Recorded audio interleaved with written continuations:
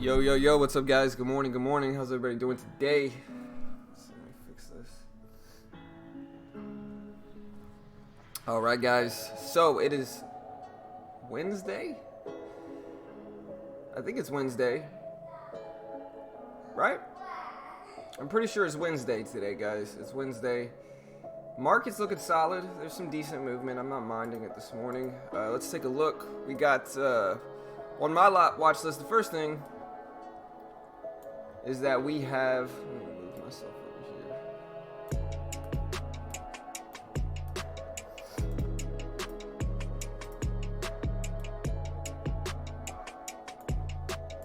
There we go. Alright, so yeah, like the first thing that's on my watch list today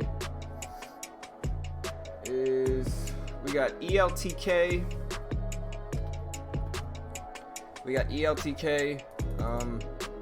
Gapping up. We have MYOV, which was a big mover yesterday. That's gapping up and moving some.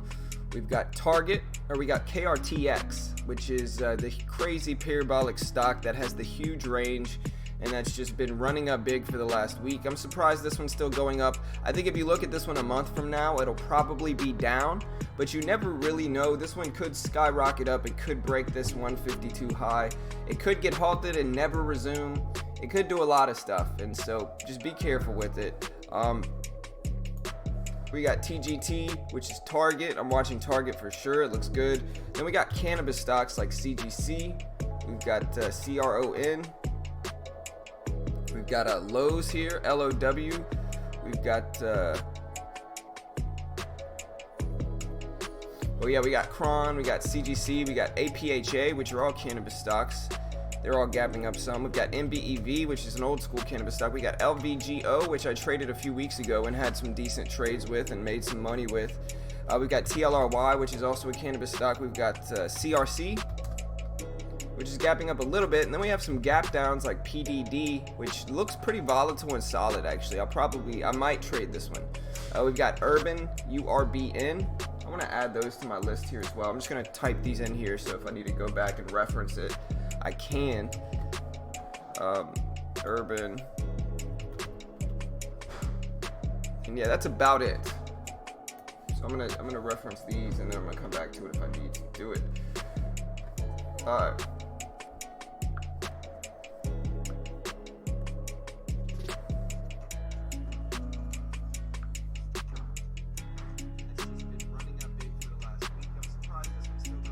Alright, just let me know if the music's too loud for me.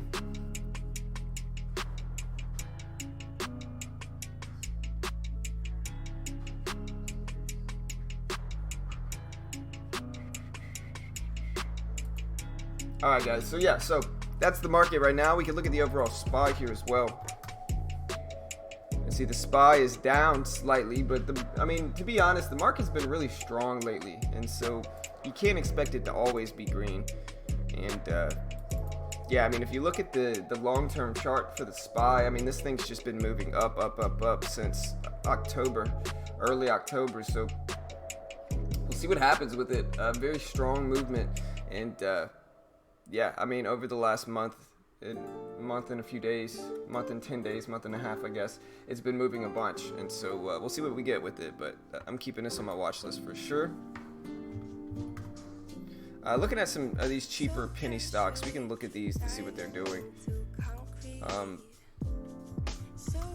CGIX, if you could trade this one, it looks good. I doubt I can trade it, but if you can, this is a really nice gap for today as well. CGIX, brought to you by these Trade Idea scanners.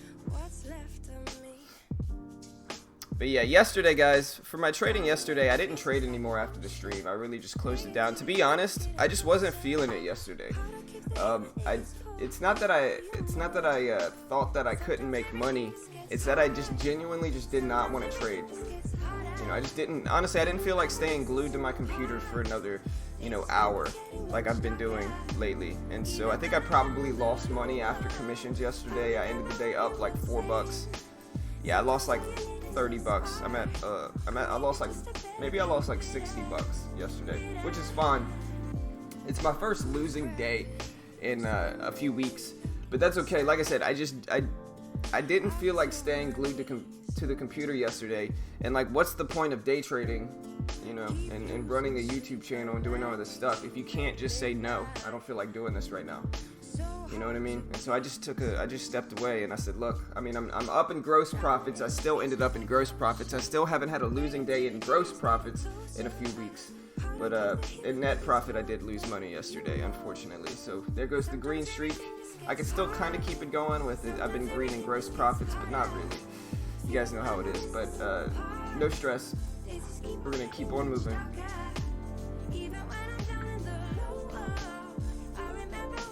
What's up, Joe? What's up, Rel? Rel says he's looking at Macy's.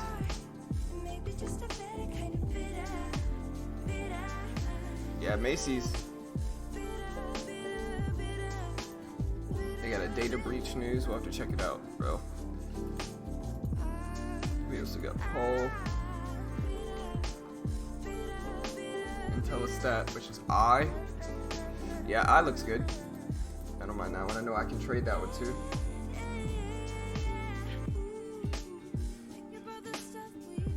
Sam made a $250 million investment in the oil and natural gas sector. Time to start watching those beat down Oilers. Peeps, Gushes, great sector play. Brings me into the Go Save It with Sam. GUSH.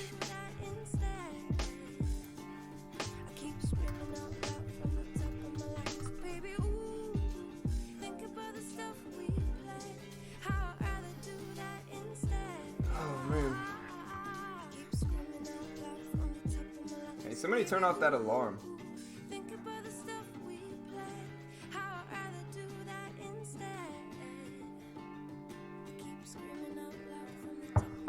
Alright.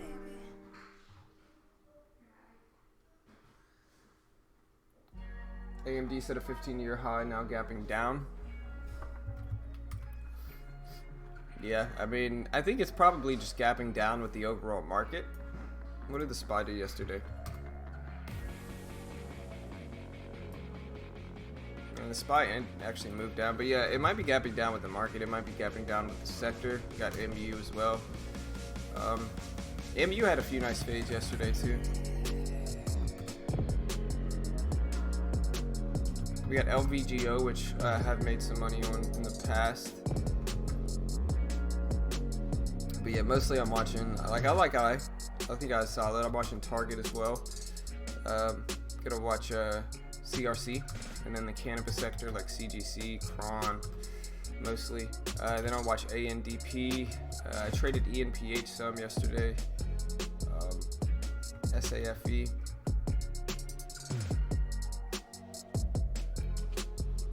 Then we got some gap downs like PDD and Urban.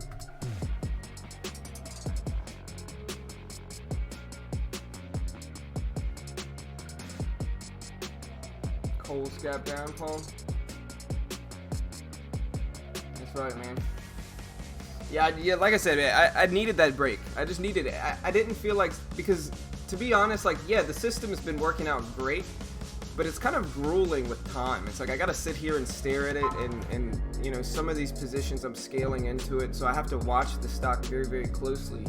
And so, considering that I'm on this stream from like 7 something in the morning till like, you know, usually 10:30, 11 market time, and then I'm usually staying glued to the computer from 10:30 market time to, you know, a few hours after that.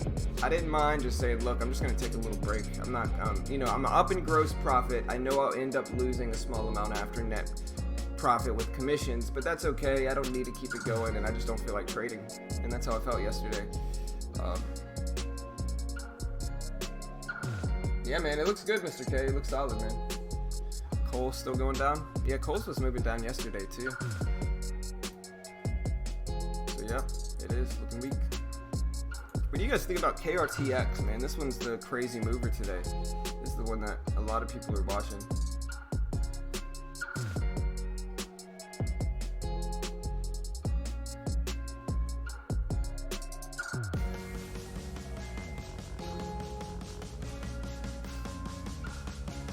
KRTX is gapping up too. It's gapping up from 120s to 131.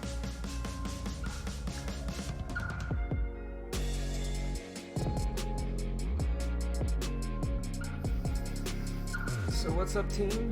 How's everybody doing today?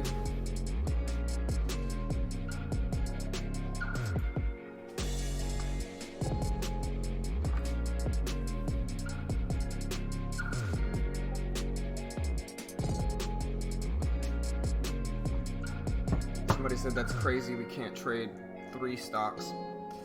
I mean, no, it's not. I mean, listen, every platform does that. Like, listen, SureTrader restricted a ton of stocks. Risk management team probably did it. And then, what was I gonna say? And then there's lots of restricted stocks via HTB and stuff like that. Hard to borrow shorts on Thinkorswim, E-Trade. Every platform has certain stocks they can't trade. All right, y'all leaving? All right, love you. Have a good day. All right, buddy, come give me a hug. Jack, come here.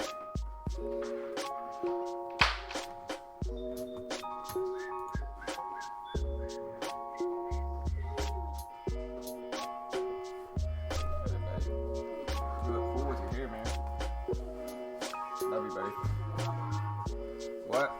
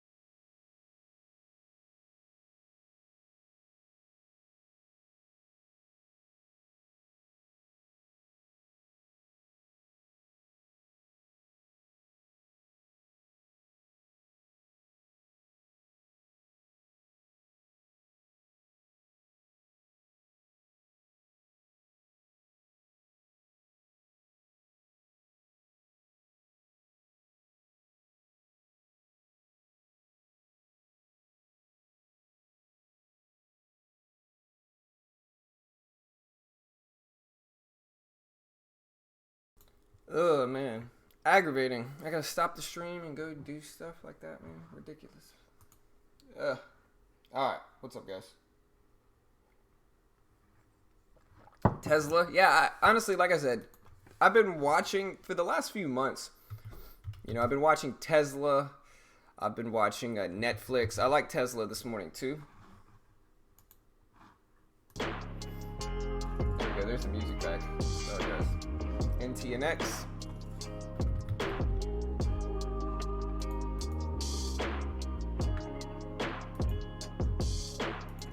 All right, we got Mitch here. Let's get Mitch in here. All right, so yeah, let's go ahead and start looking up the news here, I think, right? First one we can look up is I. I'm gonna start looking up I here. Let me get Mitch in here real quick.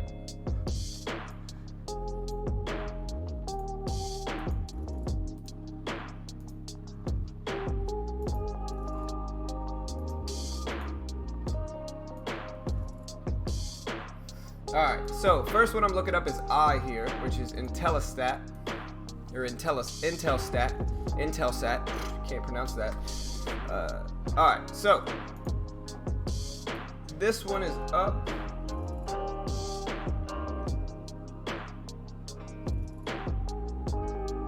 I'm not seeing any news for Intelsat.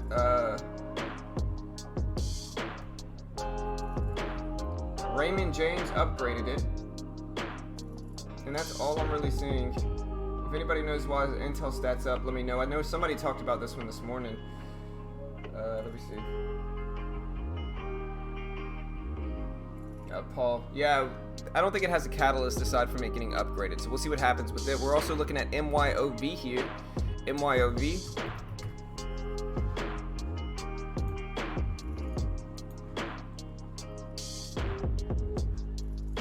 MYOB is up from yesterday because this one had a crazy gap up yesterday.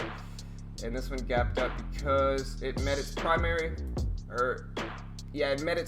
endpoint for its cancer treatment. And this is the news release from yesterday. Let me turn down the volume a little bit on the music so you guys can hear me a little bit clear while I'm reading the news specifically. But yeah, so this is from Dow Jones Newswires, and it says, quote, shares more than doubled on MYOB to 1417 after the company said its oral relugolix study met its primary endpoints.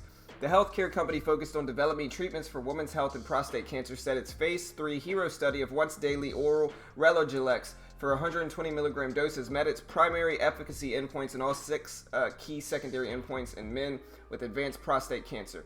MYOB also said that the results support a new drug application submission to the US FDA in the second quarter of 2020 and future regulatory submissions in Europe and Japan, end quote. And so yeah, basically it met its study results and it met its endpoints that it was looking for MYOB, and so that's a very bullish sign. We'll see what happens with it, but it could get interesting. We also have CGIX, and I'm going to run through these a little bit faster just because we got a lot to look at today. So the next one I'm looking up again is CGIX, and this one is up after it reported third quarter 2019 financial results and also provided a strategic business update.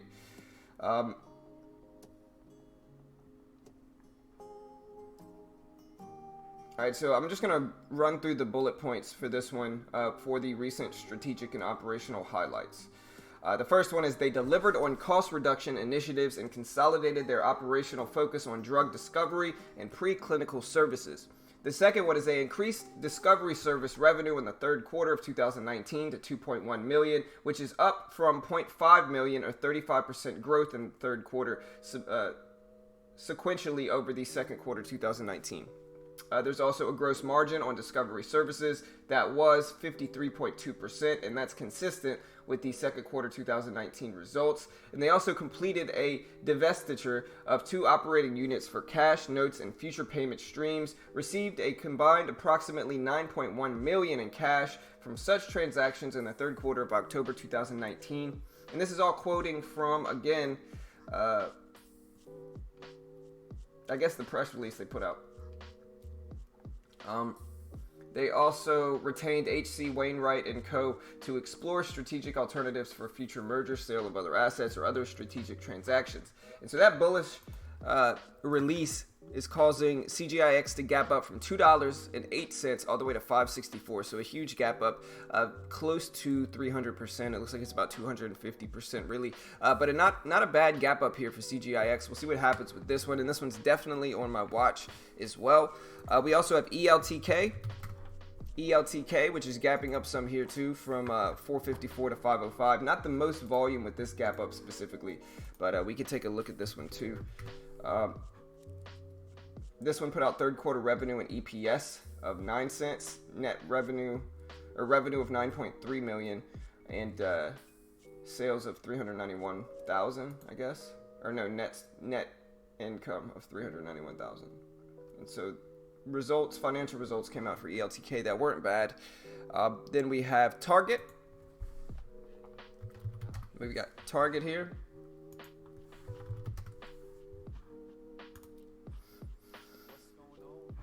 What's up, man? Let me turn you up a little bit. Turn the music down. Alright, guys. Before I get into some stocks today, I want to bring up a book that came out recently that I've been kind of reading about and hearing a lot about. It's really interests me. I'm gonna actually probably purchase this book over the weekend and start taking a look at it. It's called The Man Who Solved the Market. And it's by Jim Simmons. And he it's a quant revolution book, so a lot about quant trading. So it's gonna be interesting read for sure. Cool. You guys want to check out that book? Definitely check out that book. Good new trading book that came out. I like trading books, man. I got a bunch of credits on Audible too. Yeah, you might have to check out this one, man. Yeah, man. It sounds pretty cool because it's a lot about quant trading, so a lot like highly mathematical strategic advantage, and so I want to read into it a little bit, see what he really used, see what he combined. Yeah, Quant trading is really difficult, but if you can get a grasp of understanding it, it's really just math. Yeah, man. I mean, it's, part of that is learning Python, the coding language, because then you can create your algorithms with it. And that's one of the, 100%. Python's the good thing about it. If you've ever thought about making trading algorithms, the good thing about it is that Python is the simplest coding language to learn. The syntax or the vocabulary and grammar for that coding language is very simple, to where, just to give you a little example of it, I'll show you a little example.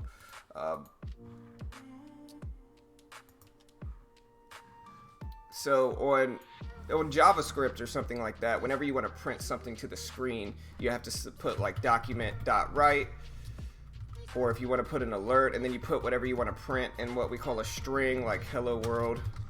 That's JavaScript, right? With Python, it's literally just print this hello world.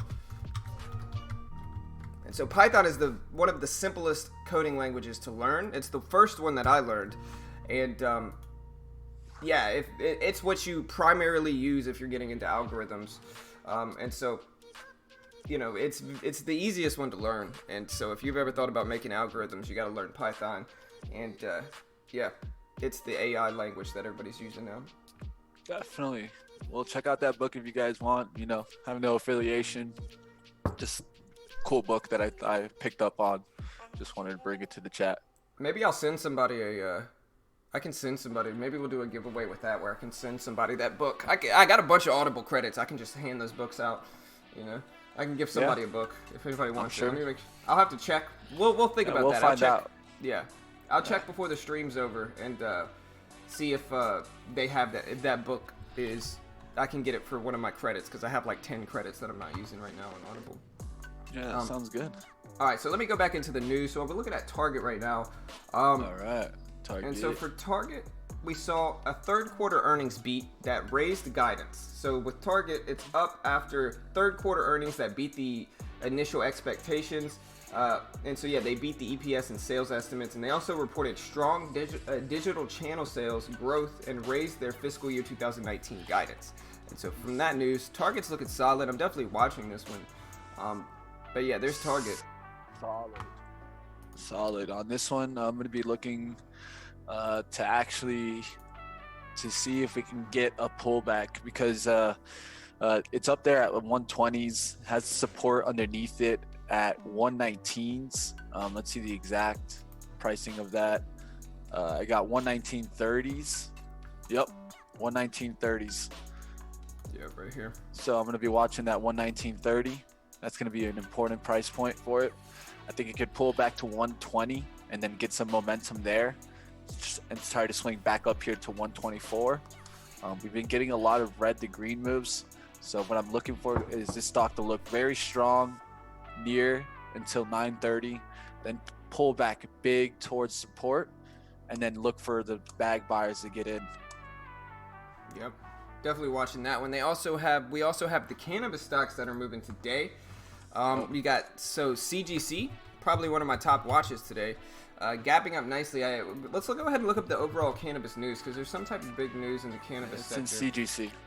Yeah, it's in CGC, affecting everyone. Okay, so what this was is,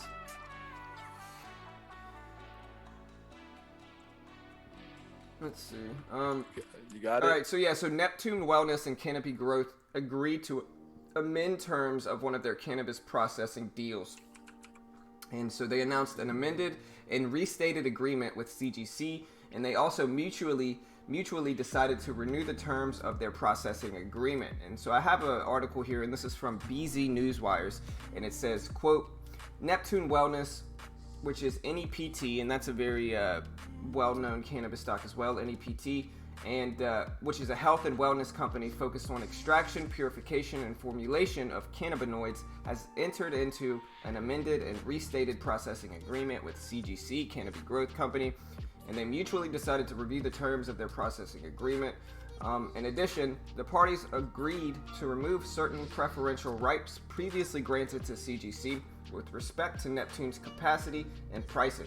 And this is all effective June 30th, 2020.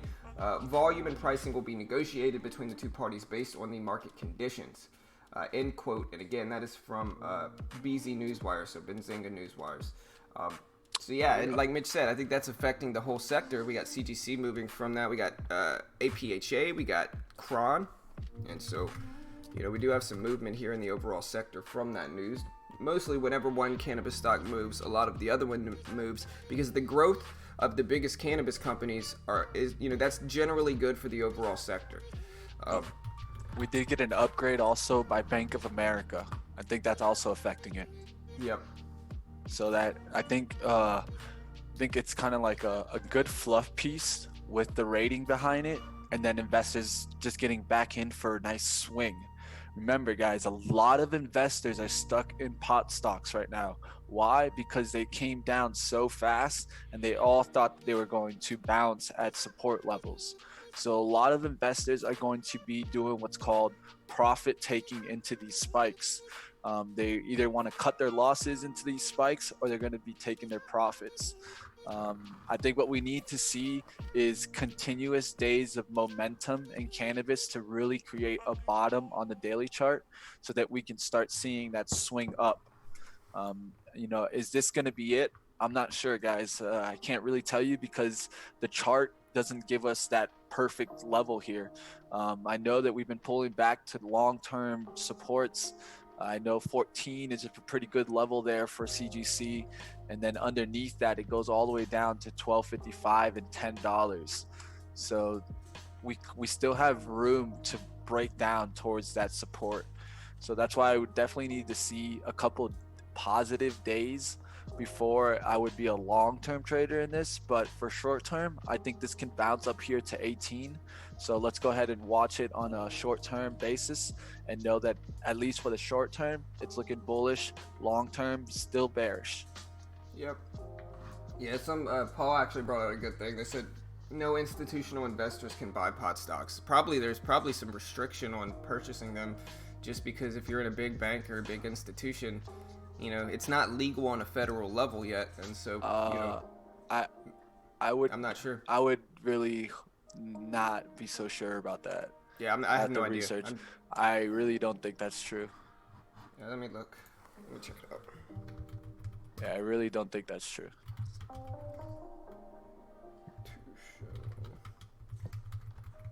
At least there would be nothing to show that. Look at, and right when we talk about it, CGC getting smacked. Yeah, man. It just got smacked with volume, guys. The only volume that I got to see was 15,000 shares, but 15,000 shares in pre-market, it's a pretty good level. Yeah, I see 32,200 at 1625. Yeah, it's starting to get smacked. But yeah, somebody scaled into it and then exited, it looks like. So they bought 10,000, another 9,200, and then another 9,000, and then they sold that once it moved up on them, I guess, to 1625. So we'll see. All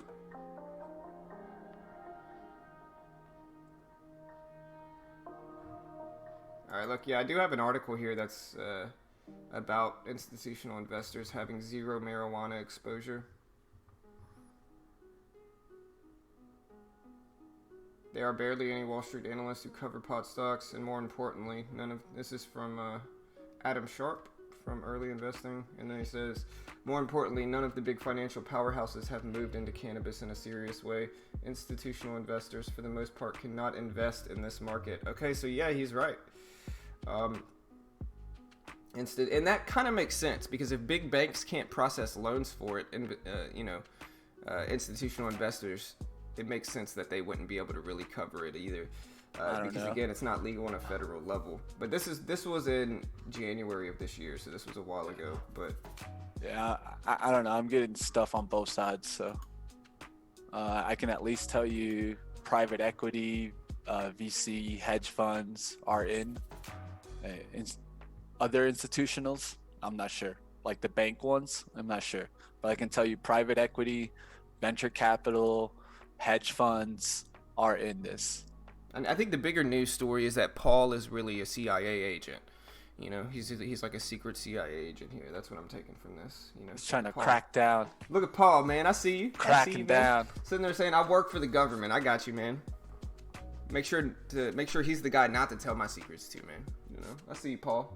Trying to slip that bias. Oh, I get it.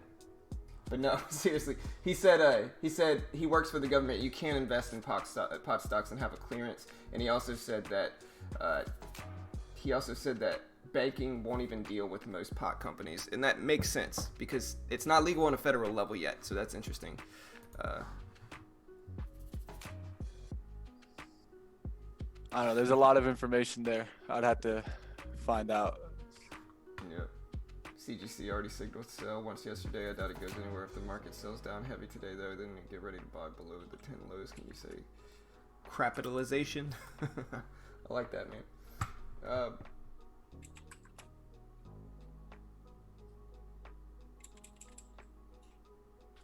Do I only buy stocks? I mean, I'll short stocks. Mostly what I do is actually short stocks. But yeah, main watches today are still cannabis. You know, we got we got TGT, we got CGC, we got Cron, we got AMD, which is pretty volatile. Then we got some of these gap downs like PDD, we got Urban, both gapping down. KRTX is the other interesting one, and like I said, we kind of talked about this one a little bit this morning with KRTX.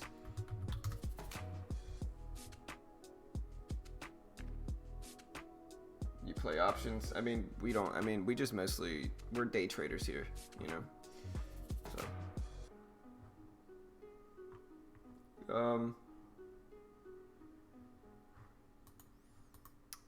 So let me see, what did I miss? Oh, let's look at some of these gap downs here. We got KRTX. KRTX is up.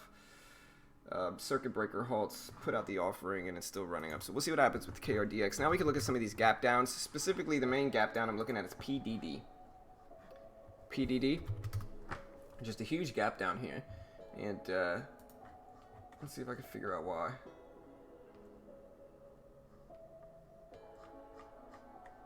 There we go. Alright, so PDD is down after the company announced a wider than expected third quarter loss.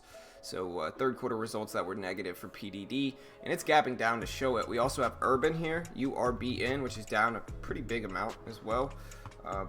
Solid percentage amount here for Urban. What can I say?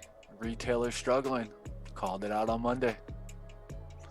They just can't do it, man. Can't do it in this environment. Yeah, it's it's the tough. big boys. It's the big boys that are doing well. Walmart, Target, Home Depot, Lowe's.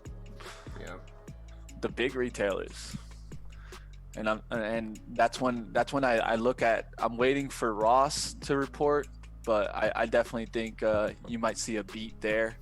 One of the good things is you're seeing a lot of kind of misses, so it's kind of making it easier for Macy's and the bigger retailers they don't have to beat their numbers by that much to get some sentiment, because the sentiment right now in retail is really negative and pulling back stocks.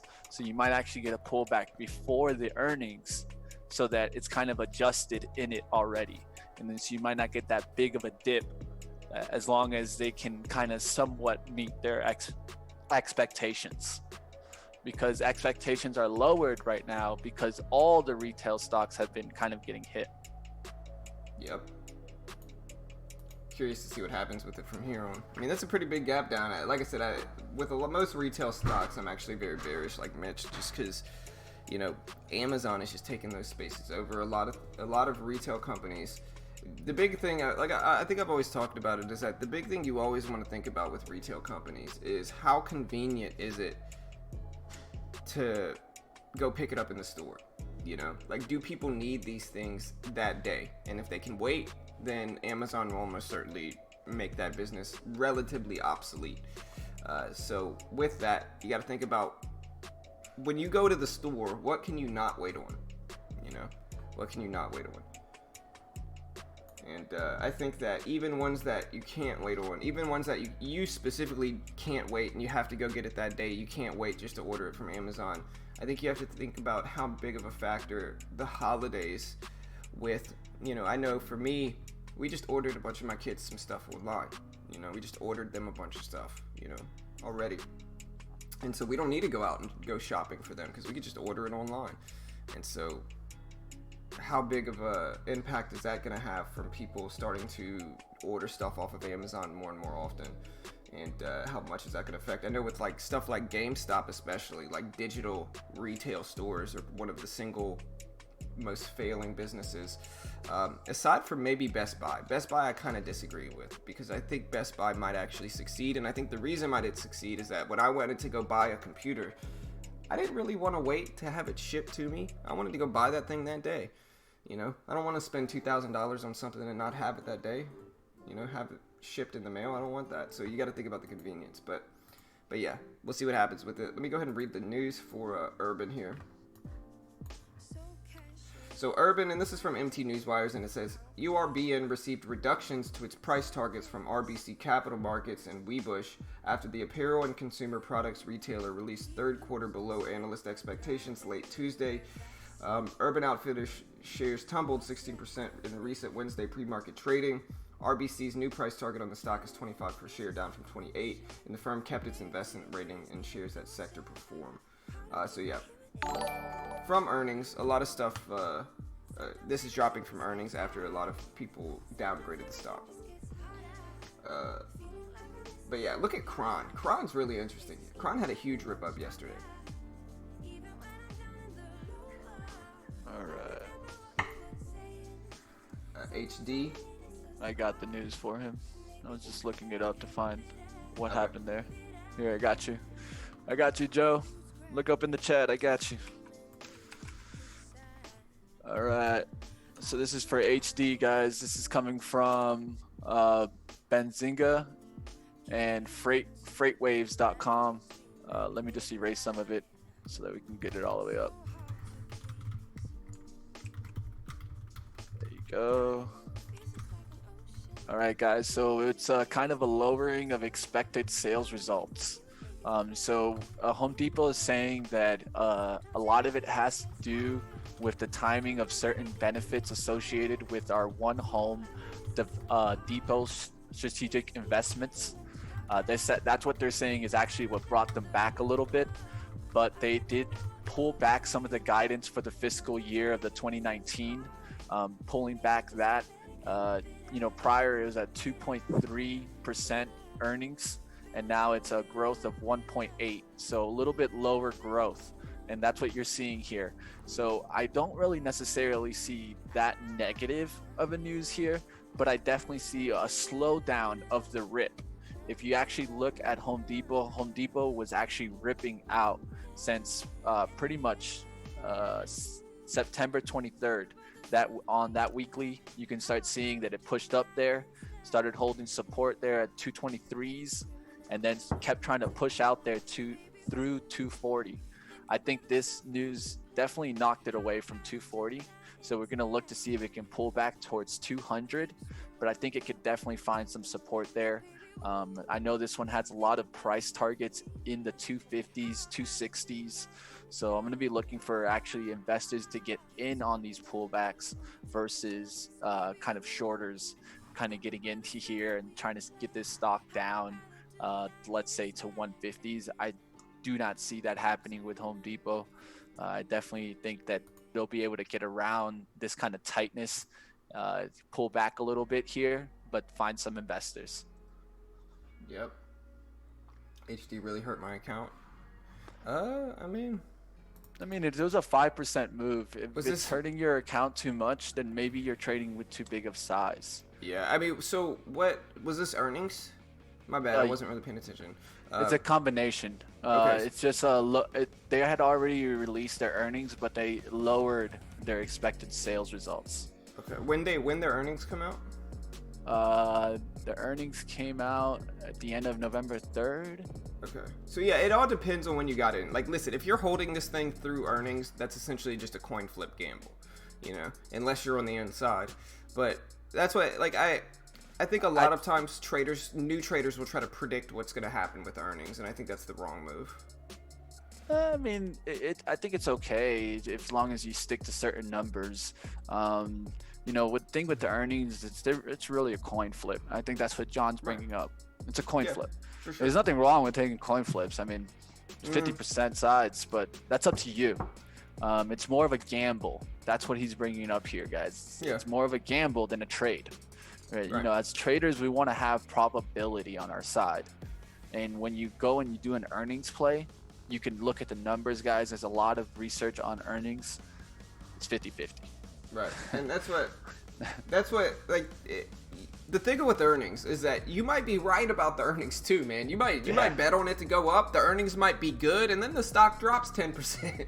You never really know, man. Like they're fickle. They're very fickle. Earnings could be really crappy, and for some reason it just comes back. Stock runs up 10%. You never really know. That's what I'm saying. It's literally a coin flip. Easy example that I could bring up is AMTD. This thing, when the free commissions came out, got knocked down all the way to $32. Everyone was like, "Oh, they're not going to be able to make money. They're going down the crapper." Yeah. I even had that view. And look, it's all the way back there, almost to 40, almost back to the gap down. I can't doubt Thinkorswim, man. I can't doubt that, man. They are. Listen, Thinkorswim or TD Ameritrade bought Thinkorswim for millions. It's the single best platform in trading that's free. I don't think they're going anywhere, man. I don't know, man. I don't know how the free commission thing's gonna affect the investment world. And I think in the long run, that's really the important thing: is how's this free commission thing gonna affect us? I mean, we haven't had a year, we haven't had months, so I think we need to. We'll find out next year for sure. I like Paul's. Oh, go ahead. They'll definitely figure out a way to make money somewhere else. Yeah, for sure. They're gonna make it up regardless, I think. I like Paul's. That's their idea. Yeah, for sure. I like Paul's metaphor.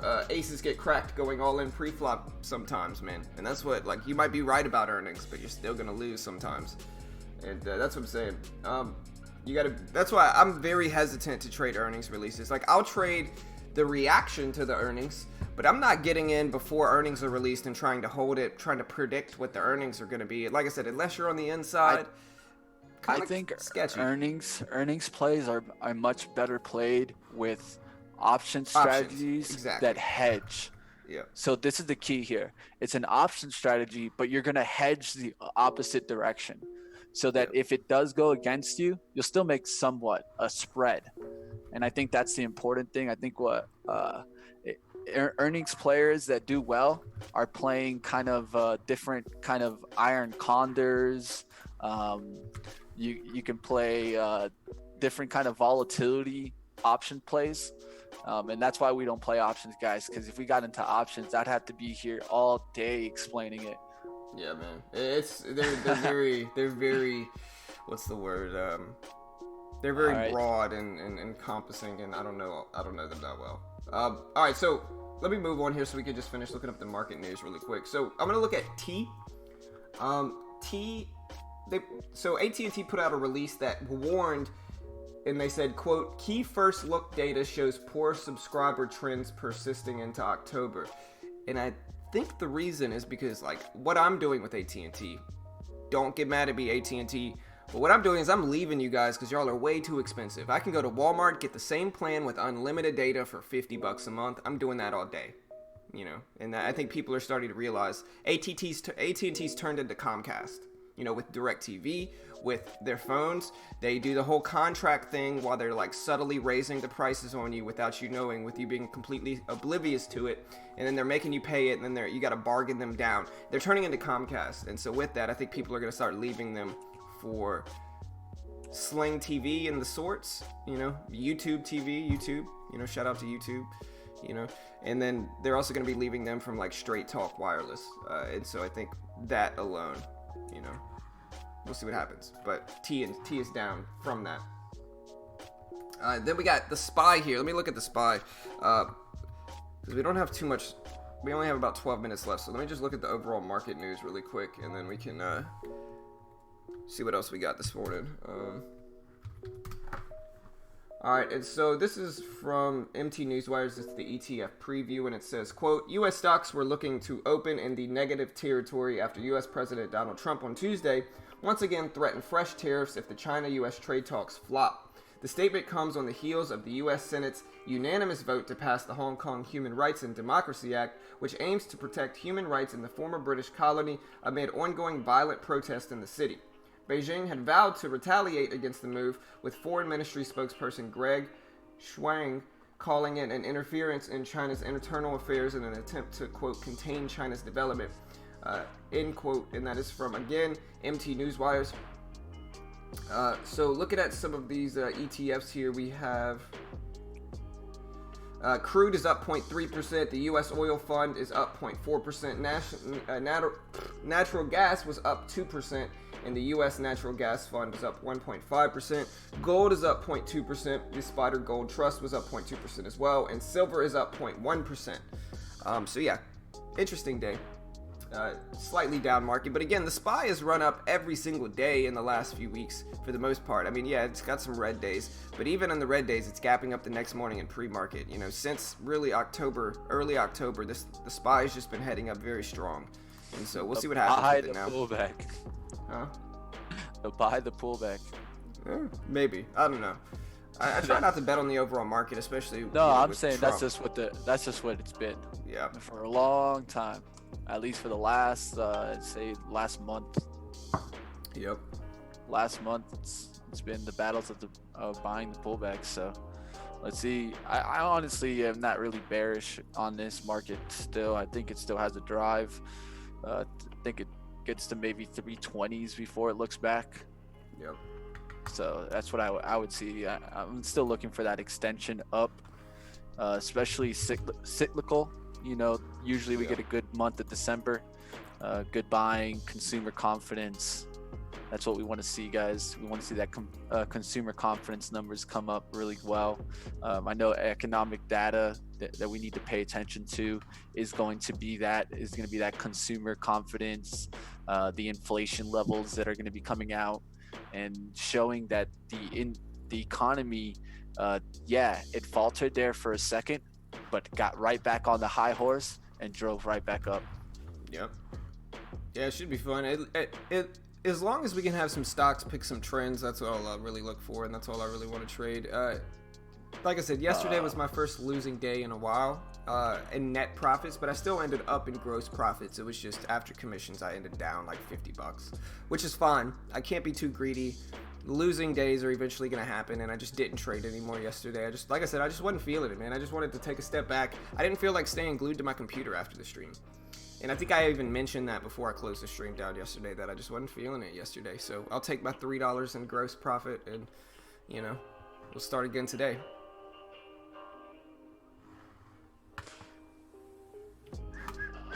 Just watching and keeping an eye on this one. It's a penny stock, ENDP. ENDP had a FDA accept an application for cellulite for CCH.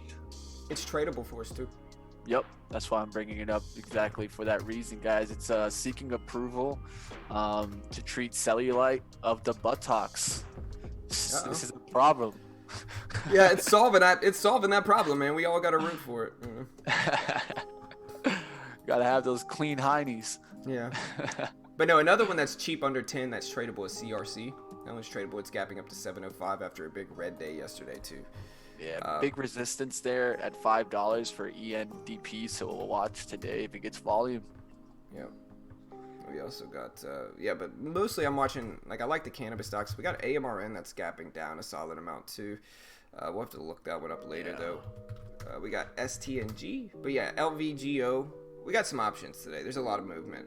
I don't have time to really look at everything just because there's too much. But yep. Also going to keep an eye on retailers like ANF to see if they start just tanking out the gates, because one thing I could see on the daily chart is that this has heavy resistance up there. It's building heavy resistance. So I think any amount of volume right here with investors worried about earnings coming out can push it down towards 16 and maybe even 15. And then earnings aren't released on this stock until the 26th. but I think ANF can get down there potentially maybe to $14, maybe $12. So we'll keep an eye on this one. Yep. We got Lowe's too, gapping up. HD down with Lowe's up. We got Cats. I don't like Cats. We got MYOV.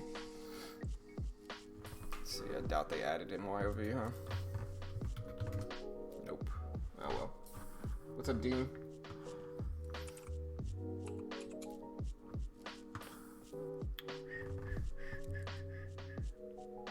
Man, that urban little part of me is like, should have maybe tried to swing into this.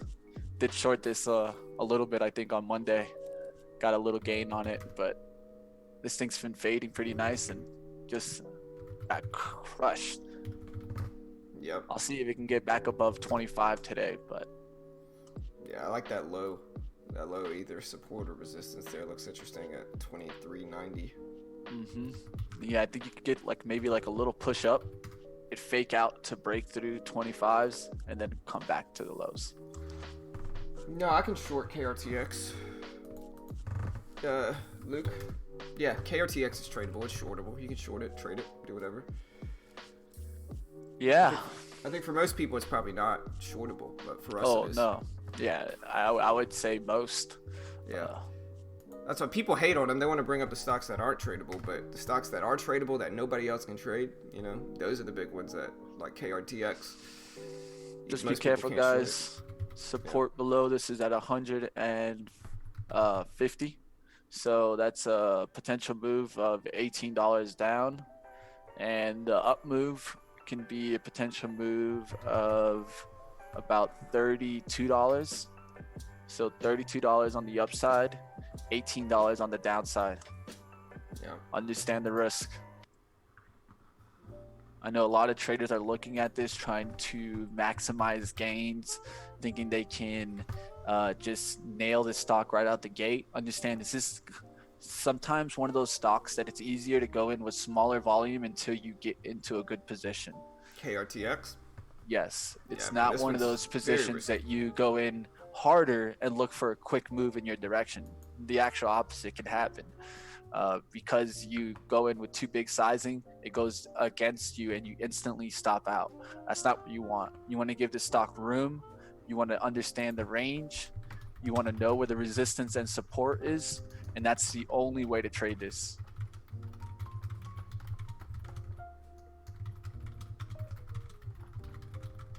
Yeah, Steve. Like every platform, there's some that are just on there, you know, that you can't trade.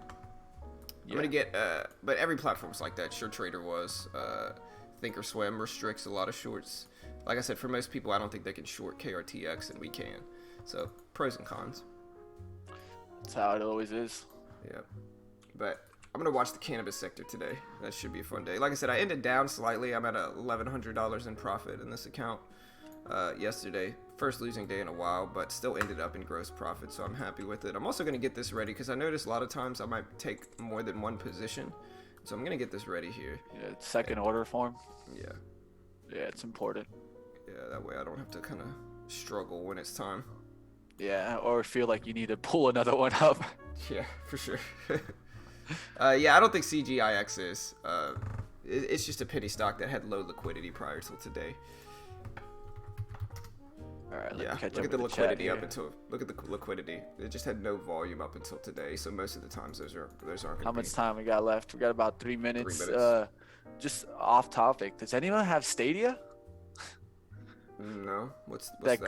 That Google gaming system that just came out. No. I think it got released this week. Oh. If it did, I haven't heard much about it. I was wondering if anyone has it. Yeah. I mean, I don't. I stick with Xbox, you know. I'm interested. Well, it depends. If they have live gaming, it just depends on what the market is. If they're like a legit platform that's gonna really go for it, that's one thing. They're definitely trying. Yeah. I can tell you that much. They're definitely trying. I'll have to research it. I think it's gonna take a little bit. A lot of people are concerned about the data usage. I heard it's using up like 2 gigabytes in like 30 minutes. Oh, man. I don't know if I want that, though, man. Honestly, it's just like Chrome, man. Just like Chrome. Yeah, yeah. I'm just laughing because I'm like, yeah. What you mean, like how Chrome runs? Yeah. Oh, man.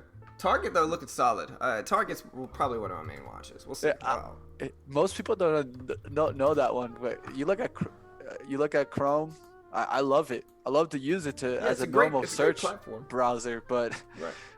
as the computer usage, It's eating away, man. I can't run it during my stream. I can't. It'll crash my computer. no, it goes up and down too. That's my problem with it. Yeah. It's not that it's just a heavy usage program. Instead, it goes up and down. Yeah. And that's what really messes it up. You can't just start taking my usage, then giving it back, and taking it, then using it. Yeah. JB, so yeah, you could set stop losses. Like, look, if you look at my screen here, I can set a stop limit. I can set a trailing range. stop. You can do range stop, trades. Limit stop, market stop. You know, they got whatever you want on there. It's a good platform. It really is. I mean, is it Thinkorswim? No. But, I mean, it's got everything most people need. You can set VWAP, you know, or you could just kind of I just use Thinkorswim charts. But it's all personal preference, you know. Yeah, definitely. All right, guys, here's the open. We got 5 seconds, so good luck, team. Let's do this. Let's make some money today. Here's the bell. Good luck, guys. All right, so initially we got the SPY pushing up a little bit. We're gonna look at PTON also today, guys. That one did do a run and a fail yesterday. We're gonna see today if it's gonna hold the support at 28.81s. All right, we got Roku dropping out the gate. AEO dropping right out the gate. We got Target is down a little bit. Look at A&F. That thing didn't even give me a chance. It opened up at 650. I just don't like the volume for it. It might pull back, but the first candle, you know, this thing might. I never trade the first candle. They washed it out for me. They didn't give me a chance. Yeah. 670s is where I should get in here, guys. The institutionals came in here and said, "This is mine." For it to gap down, I think it candled at 922 at 1668, and out of nowhere it just opened up. Boom. Look at Roku, guys. Roku just ripped up here, big. It's up to 153.40s, testing that previous closing price right around here. And so I think that's the big level to watch with Roku now. See if it kind of pulls a red to green there with this previous closing price right around here. Urban, big push on Urban, trying to get to that 25 level. Yeah, Urban bouncing up. KRTX bouncing up too. AMD, good push on AMD, guys. Nice little push there. VWAP bounces if the market runs up on stuff like yeah. that, maybe. Yeah, I can see that already. We'll look to see if I can get one in either AMD right now. Urban looks really strong.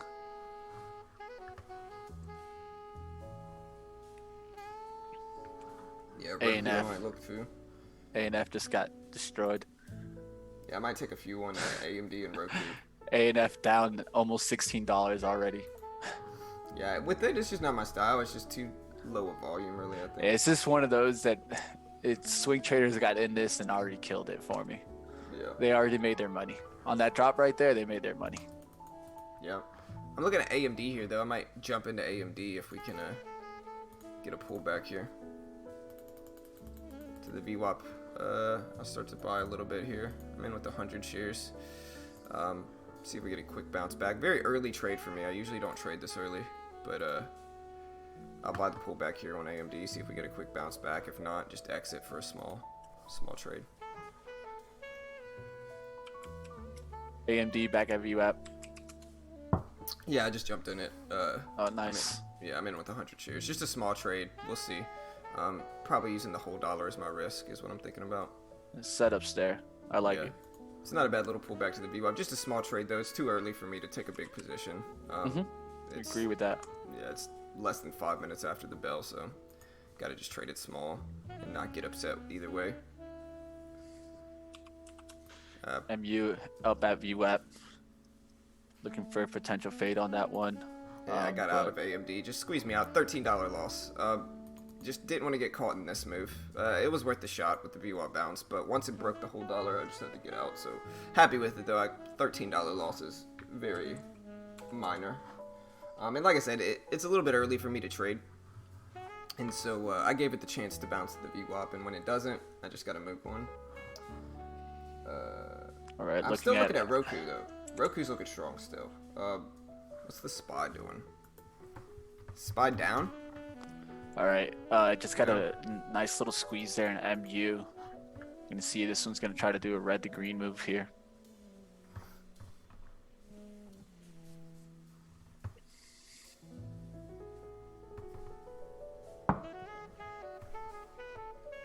All right, let's see how it holds up here at 46.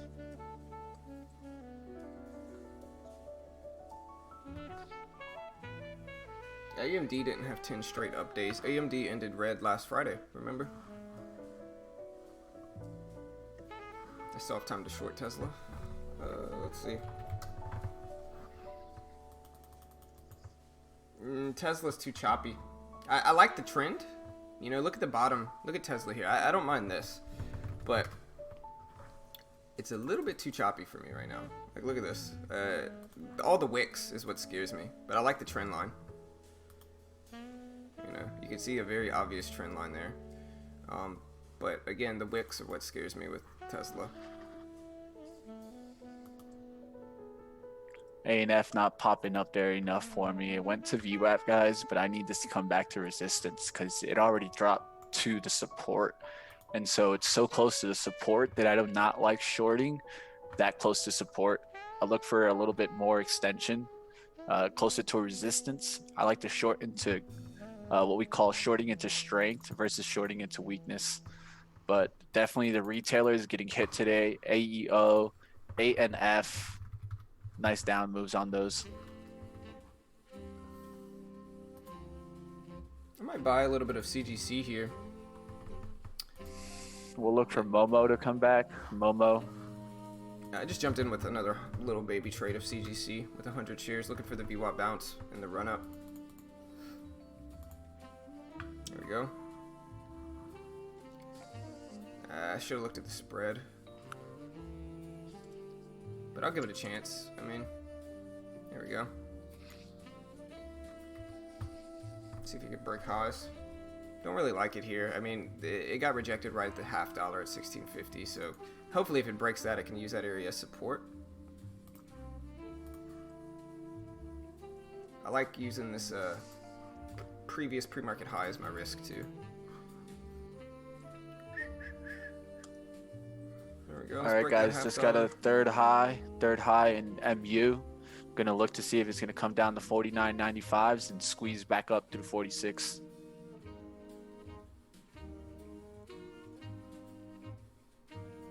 Alright, CGC's trying to break these highs. I'm giving it the chance. There we go. I'm gonna take half off here on the high of the daybreak. Still holding on this other half here.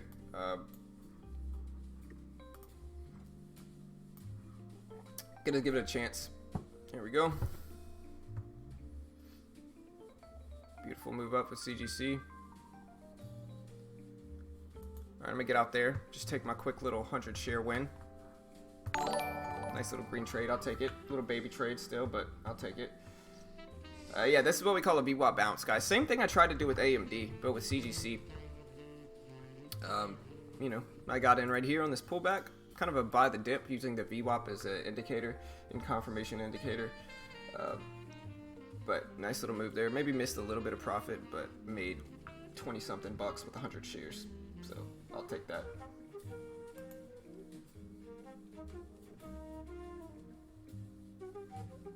Hey, appreciate it. Appreciate the sub, Les. Welcome to the team, man. Appreciate it, bro.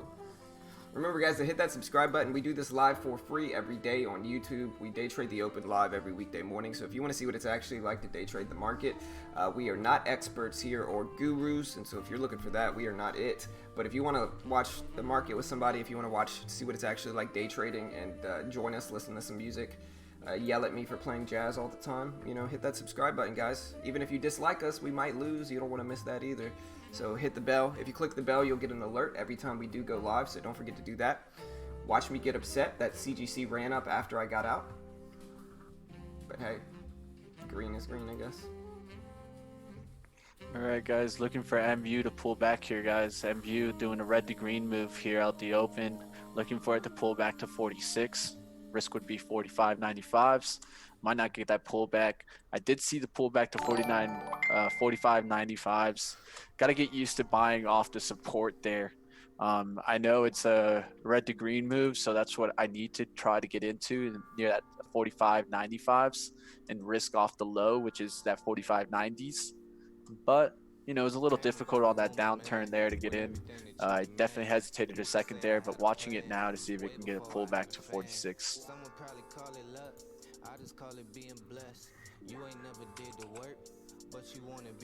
PTON looking good also. Potential for a VWAP bounce play in that one also.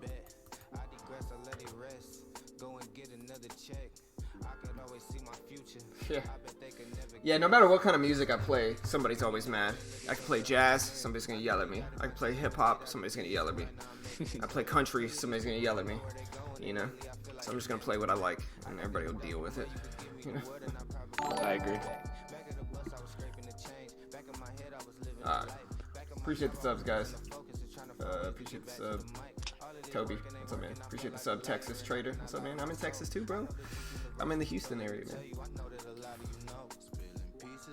Alright. We got MYOV. I can't short it, but CGC eventually ran up another 30 cents from where I got in and out, but that's okay. Nice little VWAP bounce on a bullish stock, so. Alright, guys. Just got a starter in MU. Looking for a red to green VWAP bounce play. Needs to hold the support of 95s.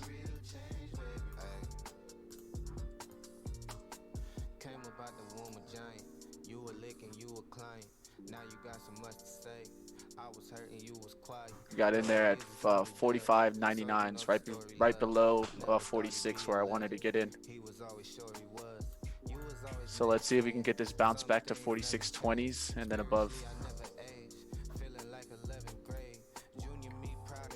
Don't really want it below VWAP again.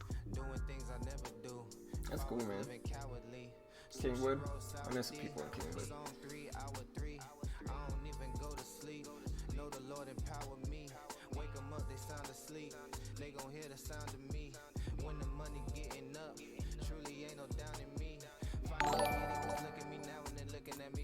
Hey, appreciate the sub, Jim. What's up, man? Appreciate it, bro.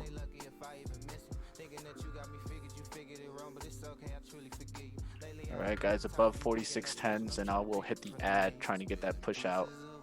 If it goes below this 95s, we'll look for a fade eventually.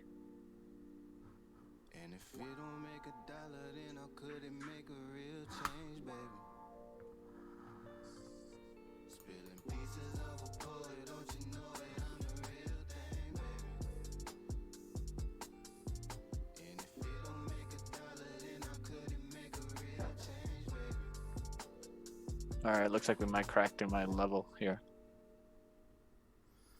I'm looking at Kron, maybe considering getting back in another VWAP bounce on a cannabis stock as Kron pulls back here. It's a smaller range, so I'll be a little bit safer in it.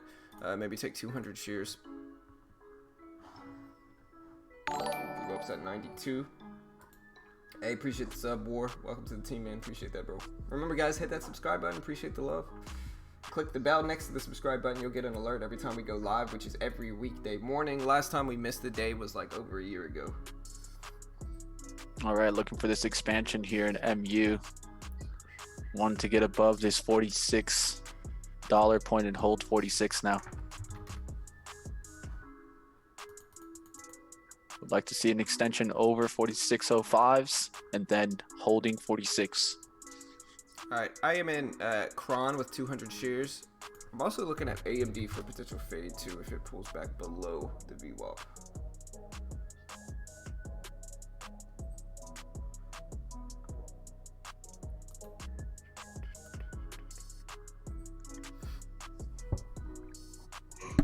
Got a little bounce on Kron here. PTON, nice VWAP bounce play in there.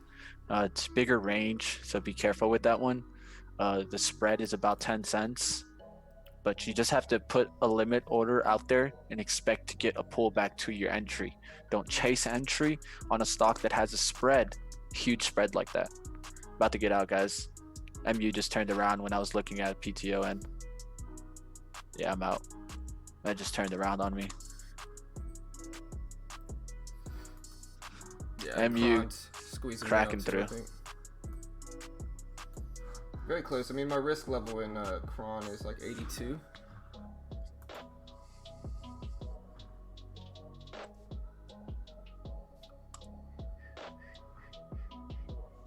Alright, well, there's Kron back up to 90s. I think it might get rejected here, though. That's the problem. Maybe not. Maybe it ripped up. Break even now. I don't know if I like it still, though. It's got to rip up past this and continue.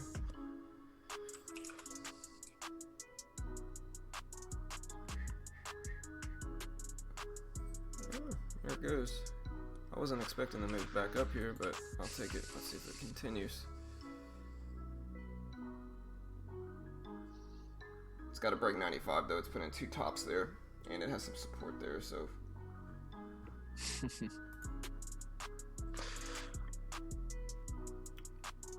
Tarjay.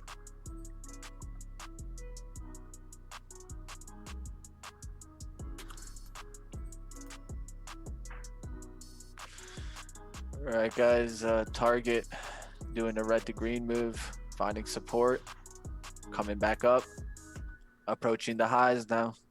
all right, I'm in AMD short here. Just 100 shares, so a very small position, and about break even in my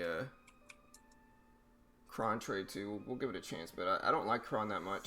I actually like AMD a little bit more than Kron, but gonna be patient with both of these. Try to be.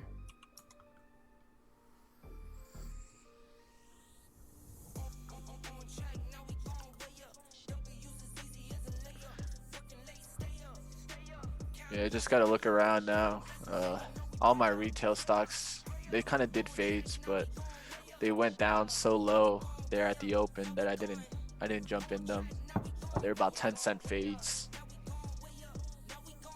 Yeah, I'm about to get out of Kron. It's like I said, I'm just gonna get out here. I just don't like it, and you know, it looks too weak right here. Unless it bounces back to the top of this range, I just don't like it.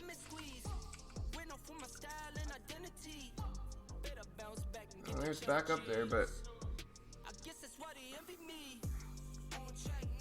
I almost got out the wrong stock. Ew, yeah, I gotta get out. I'm out of Kron. That weakness did not look good. Luckily, though, I had built up some profit in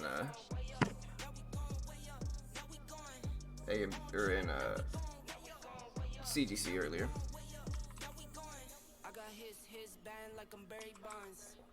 And I'll add to AMD here, using that 41 level as my risk.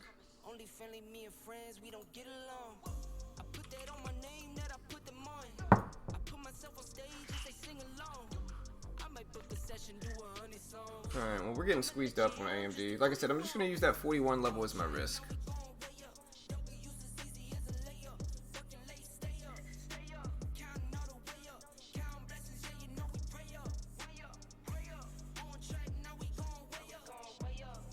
I can feel myself getting squeezed out of this one, though.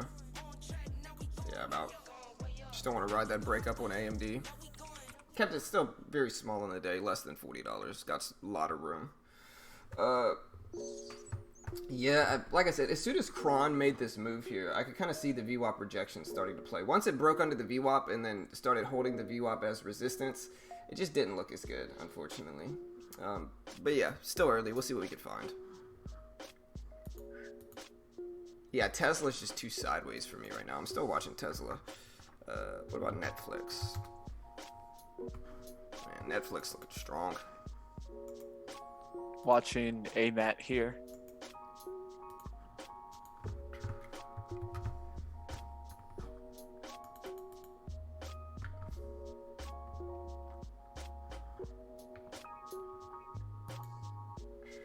Oh, I realize you guys can't see me. Can't bad, see guys. you, man. You can't see me, man. I forgot to put the screen back up. John Cena. Target. What's Target doing, man? There goes Netflix. Target's too fake outish today. Just All right, guys, looking for a sideways. pullback to 60.09 for AMAT. 60.09 for AMAT. It's starting to break out here. Looking for a VWAP bounce play here. Red to green. Keep seeing these plays, so trying to nail one of them.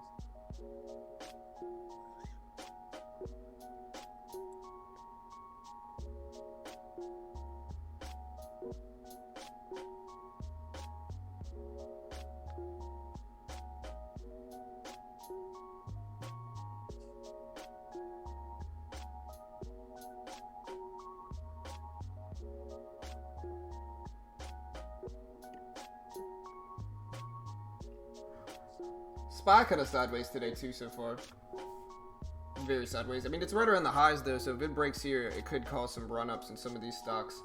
But yeah, SPY's right around 311.50s. Gonna look at Roku here. I think one to watch right now is MU. I know I got stopped out of it, but it's still just holding in the range and should break out or break down here.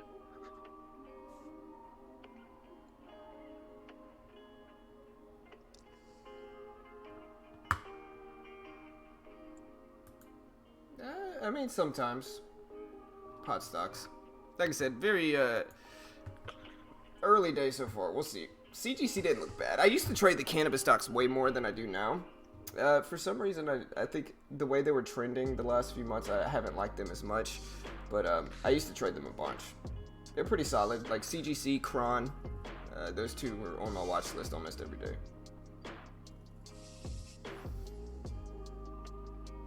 Roku's strong, and if I get into Roku at the VWAP, I can use this low down here at like 155.65 is my risk.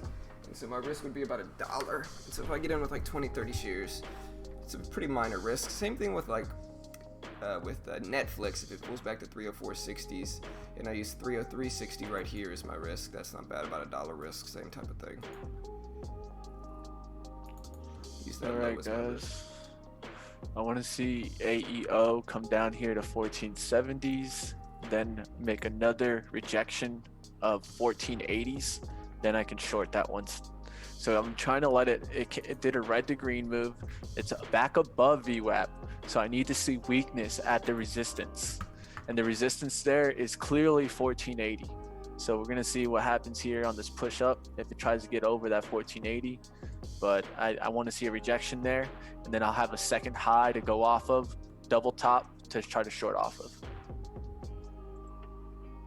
AMAT going back there, but didn't go back to the VWAP there, guys. It's right back up there. It looked like a good chart to trade, just didn't come back to 60.10s or 60.11s.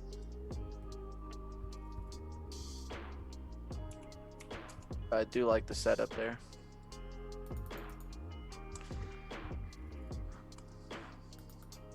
Also, MU setting up well too. Another one you could look at is Momo. This one's been downtrending after shooting up. Yeah, I don't mind Momo. Doesn't look like the worst one. I would let it try to create a top here. Yeah, that's what I would look to get rejected below the VWAP. Then it's not bad. Yeah, then it has some good range down. It's about 30 cents move down, so. Yeah, like I don't mind this level right here. You know, if it can get rejected here, that could be a really nice risk level if it gets pushed below the VWAP. The range is good too, like Mitch said, so it doesn't look bad. Yeah, now Joe Tesla's looking okay for me if it bounces back. But where it was just too sideways, you know. Alright, there's AMD. Look at that. Like fake out fade now. Look at that red to green on target. This is what we talked about pre-market. Pull back towards the support on the 5 or 15 minute chart and break out right after, guys.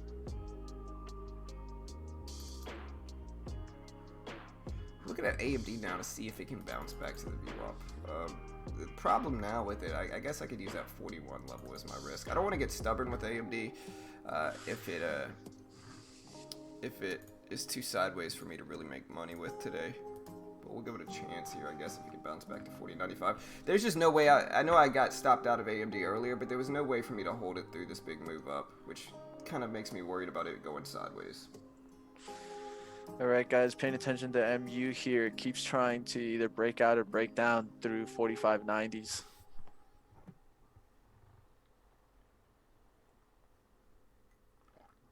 Here, hold it down, Mitch. I'll be back. Sounds good, bro.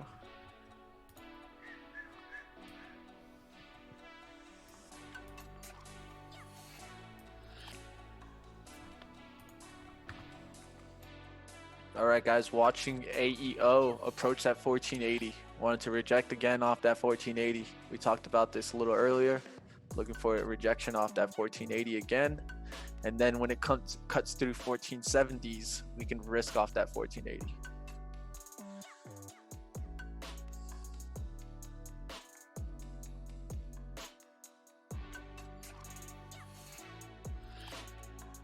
Keeping a close eye on MU.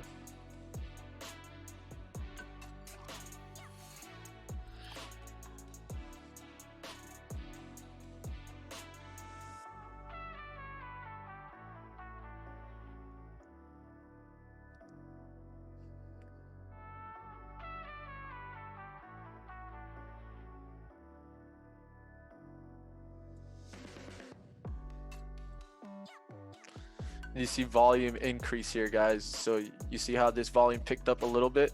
We want to see this volume bar get up here to that 193, really show that confirmation of breakout.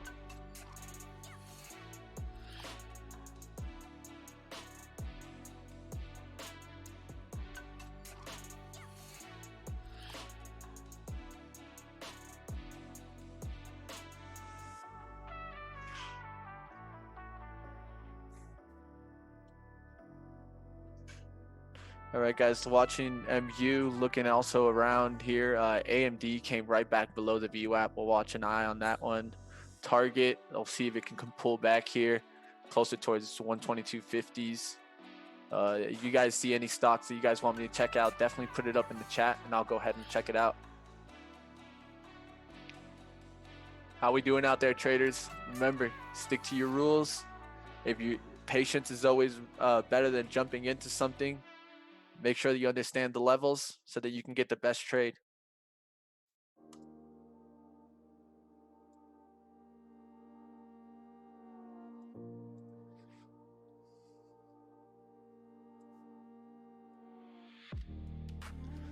All right, keeping a close eye on that AEO.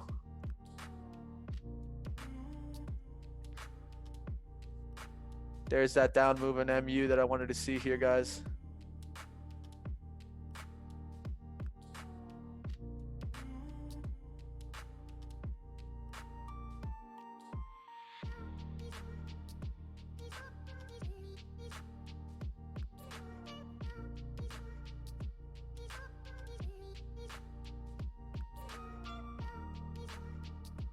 Gonna wait a second because it came right above that level here.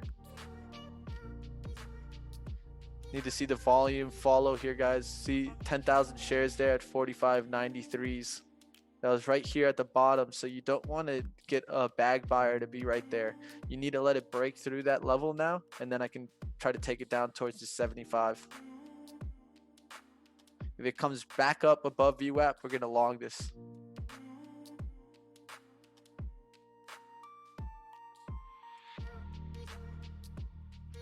All right, there you go. We got that crackdown in AEO, guys. Looking for a push up to 1470s. 1470s will get me in.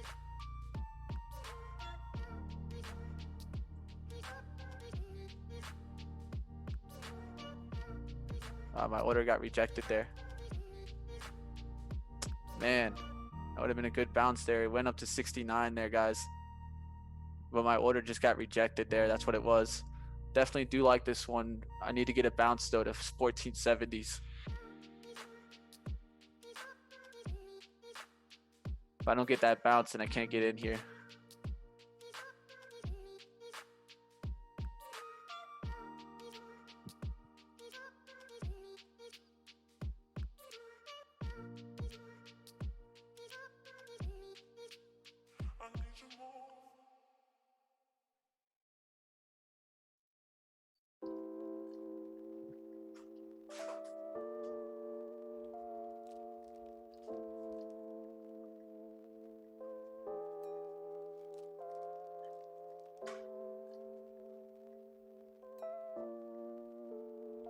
All right, watching MU here, guys. And watching AEO. Might get short right here on AEO. All right, short there, guys. Risk is 1480s. Watching MU here, guys. It keeps tightening up. I'm in AEO on another chart, guys. Sorry about that it's on a different chart.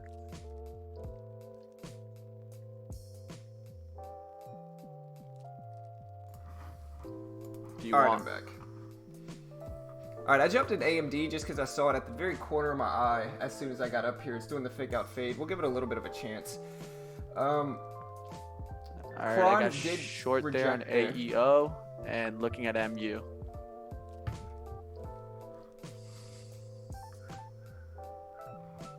Trying to keep a close eye on MU. That consolidation has me really just waiting.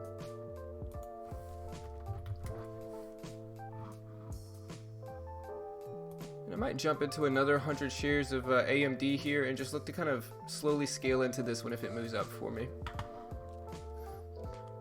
Not getting volume on either trade to confirm.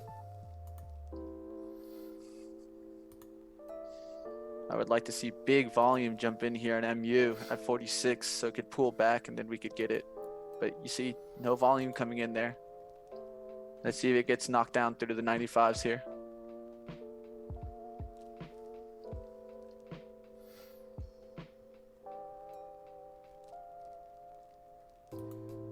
All right, I got out of half of AMD there, or a little bit more than half. I got out of 200 shares from my 300 share position. I'm still holding 100 shares of it, letting it drop here. Not a bad little win for AMD. Kind of took away my losses on the day.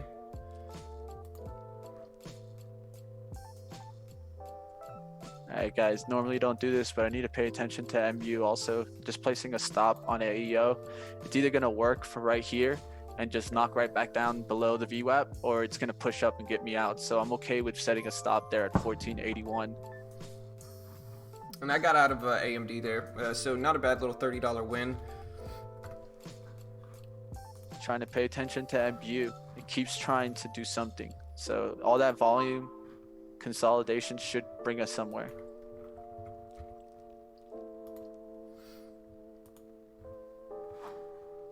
Also, I just bought into Roku with this just small share size just in case we get a nice bounce here for it.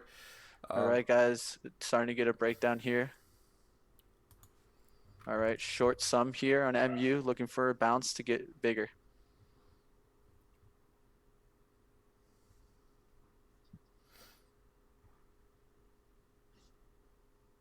Nice little follow through for Roku so far. See if we can break this whole dollar up here. I think that's the big level.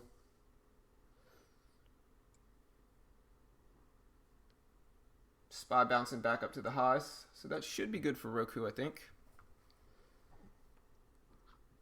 All right, let's see if AMD can crush down here, follow MU, and maybe AMAT coming down also.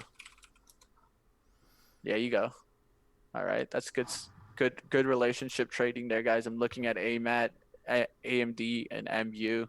Same kind of sector, all rejecting VWAP. Let's see if AMAT can start bringing down some good levels here to 59.98s. What's up, Sid? Just don't What's up, bro? want to see big ads jump in here on MU. How you doing, Sid? Hope you're doing well, man. Been a while, bro. All right, now my question. I'm holding like 20 shares of Roku. My question is, do I need to just make it a one and done trade because commissions are going to blow too much of it? I think so. And so I think I'm going to just get out of the whole 20 shares if we get over $15 in gains. That's what's been working for you, bro. So stick with it. Oh, really? No, I've been scaling in and out. This one might be a one and done trade, though, since it's pretty small. There you go. MU breaking down there. Should have hit the ad there at that pop-up, guys. Got a little hesitant at that 95s. Wanted kind of more 97s, 98s. Got a little picky there. But definitely could have hit that and then could have got this move down. And could have got 600 shares. A nice little move down, $60, $70. Take it and get off. All right, so it's looking like AEO is going to squeeze me out, but I still have the stop set on that one. Just going to let it keep working. MU breaking down there now to 86s.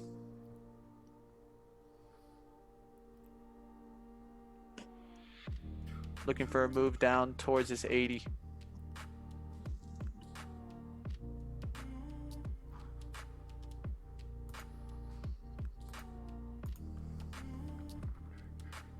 Kron's pulling all the way back to the VWAP, and I would short it, but with CGC moving like it is, I don't know if I trust it.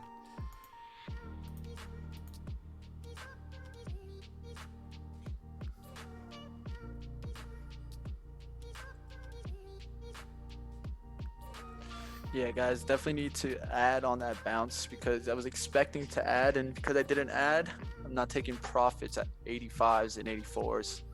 Beautiful That move ad up here on would have been a CGC. 10-cent profit. All right, so I got in and out of Roku with a nice little $20 win there. So currently green on the day, finally. Kind of fought my way back from a few bad opening trades, but slightly green on the day. I'll take it. Gonna keep moving. Squeezed out of there of AEO. AEO squeezed out. Maybe I should have held on to a little bit of Roku. That one's squeezing up big, but VWAP bounces have been working today. Those are my trades that have been profitable are all VWAP bounces. I think with the SPY staying in the range that it's in, very obvious range on the SPY.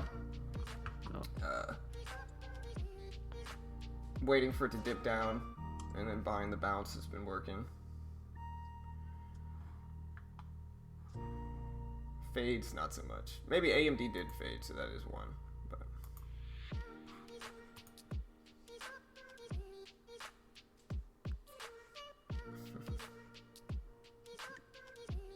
John, how Mitch playing AMD? What?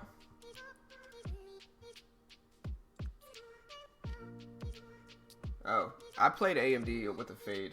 I don't know what Mitch played it with, if Mitch did play Oh, I it. didn't. I'm just been in MU. Yeah, I traded it for a short-term scalping fade. Or really, it looks more like a fake-out fade, but yeah. Here, I can show you real quick. This guy Joe. It's not MU, it's Moo.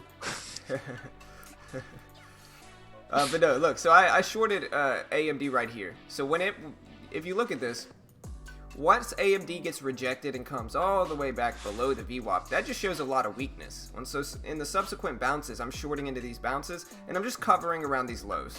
That's all I'm doing. So I'm shorting it here, covering at the below, and then moving on. And that's all I really did with it.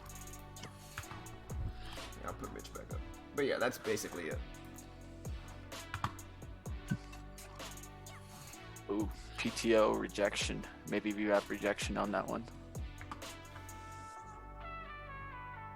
PTON. CGC. Good move today. Yeah, man, that one's been super strong. All right, guys, don't really want this back above 45, 95s. It could just squeeze me out through 46s. So just going to hold to this tight 3-cent stop. We're not really getting the move that we need. I didn't hit the right ad there so that we could get that 10-cent profit. We're within probably about 5 cents profit down here at the bottom. 7-cent profit. So we'll look to see if we can break through there. If not, we'll probably just get out on a bounce up, trying to get back to VWAP.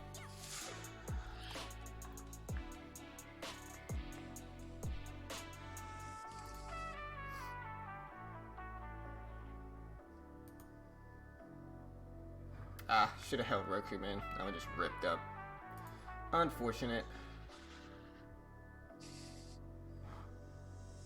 It's just part of it. Remember, scalping. Yeah, man. I'm there. I'm still green. I'm happy with. I like. Exactly. It's just I gotta get in and out, and so I gotta. Yeah, can't be don't. too- Yeah, don't let the FOMO get to you.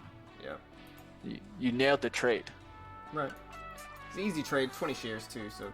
Yeah. Exactly. You nailed the trade. That's all that matters. Yeah. It's not about thinking about what could have or what should have. Yep. As long as you execute, be happy, That's it. guys. Execution is the top. That's being in the zone. When you're executing and you're getting the right entries, you're holding to the right stops, you're taking the right setups, that's execution. That's what we work on. That's what gets us in the game. That's what starts bringing up big greens. And it's because you start focusing on the trade itself versus the realized or unrealized gains. Yep. One of the biggest things that you can do, guys, is stop looking at that total P&L. Oh wow. So actually, guys, today's a pretty big day here. From now until the end of the month, you can get the intro package for only $335. That is the cheapest. Yeah, man. I just realized that. Whoa. So yeah, guys, if you've ever thought about using our platform, literally for this $335, you get 14,000 in buying power once you're approved. There's no PDT rule, so you can day trade in short stocks with pretty cheap commissions. I could buy 20 shares, and my round trip commission is like $3. So it's ridiculously cheap, and honestly, this is the cheapest I've ever seen it. It really is the cheapest I've ever seen it. So for $335, man, I might ridiculously cheap, man. So yeah, if anybody's ever thought about using it, I might even do a small account challenge. Me too, man. For that I might get my wife to buy one. You know. There you go. The Carol account. Yeah, she could trade one. Now's the time. Like I said, $335. There's the link if you want to check it out. It's just super cheap, and it's going on for the rest of the month. All right, what's going on, traders? How we doing out there? Anybody into a good stock? Anybody in a great position? Let us know. We'll check it out.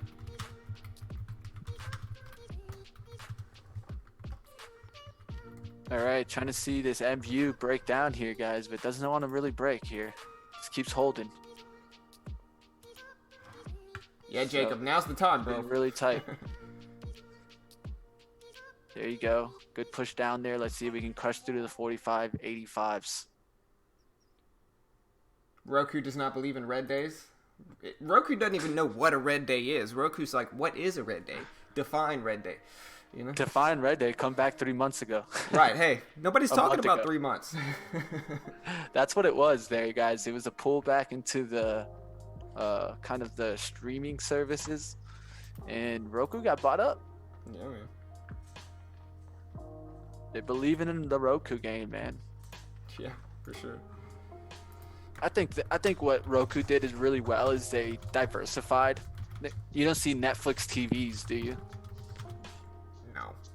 Yeah, Roku got TVs though. I know. Roku's on top of it, bro. I thought Roku was just an app. I literally thought it was just a smart TV app. Apparently not. It's a box now. They got TVs. They got TVs. You want to know about expansion? Look at Roku, man. Yeah. I mean, the idea is smart. The idea to move into the TV industry is actually smart. Well, honestly, the concept of a Roku is a brilliant concept, specifically the box, because I've run into so many issues here. Like, I have like I'm not trying to say I'm like balling over here, but my living room TV was expensive, man. When I bought that thing, it was like $3,000 for this 60-inch curved flat screen TV, right? And it's like now it's so obsolete, and it's only 2 years old. It's so obsolete, I can't download the apps I need on it. I can't. It won't let me download the apps. I can't download Sling. I can't download that stuff. And so it's frustrating because it's like you spend all this money on it, and so what can you do? You can either buy an Xbox and download the apps on an Xbox, or you could buy a Roku box for like $30. You know what I mean? It makes sense. I have an Xbox already, so I don't need a Roku box. But for people that don't feel like spending $200 on an Xbox just to be able to watch Netflix or Sling TV, a Roku box makes sense, man. It's a good concept, and it's necessary.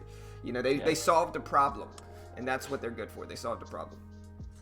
Yeah, definitely. You know, one of the things that I just thought about, I mean, I see it also. I mean, I have a Amazon Fire TV, but that's kind of the same concept.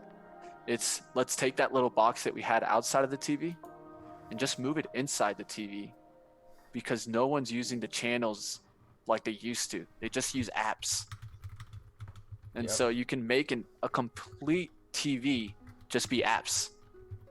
And that's what they're doing. And I think that's ingenious, because it actually promotes their product without even promoting it. It's just, that's your option. You jump on there. You're not going to have a Roku TV and then get a Fire Stick on there. Yep, exactly. Yeah, so Jacob, like I said, it doesn't cost $14K. The intro package is actually technically an educational package, and then they partner with you, and almost everybody's approved for that. And then it operates like a prop firm. And so then they give you 14,000 in buying power to day trade with. There's no PDT rule, and you can short stocks, but there's a max loss of 700. But in this case, you're paying less than half of that. You're paying 335 for it, for a max loss of 700, and then there's a profit split, so you split some of your profit with them. Like I said, very similar to a prop firm. In my case, I get like an 85-15 profit split, but I think for the intro package, it's 70-30. So if you make $1,000 in profit, you keep 700, they keep 300, and they only take it out of profit. But yeah, that's how it works.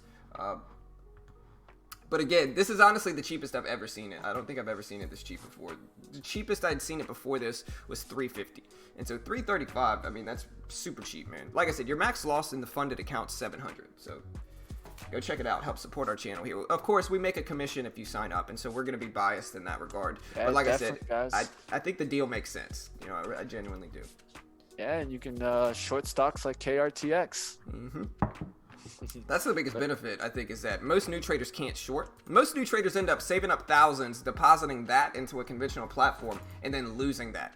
Where you can only you only have to risk $335. You get a lot of buying power. You can actually short stocks, and it's just a cheaper way to preserve risk when you first get started.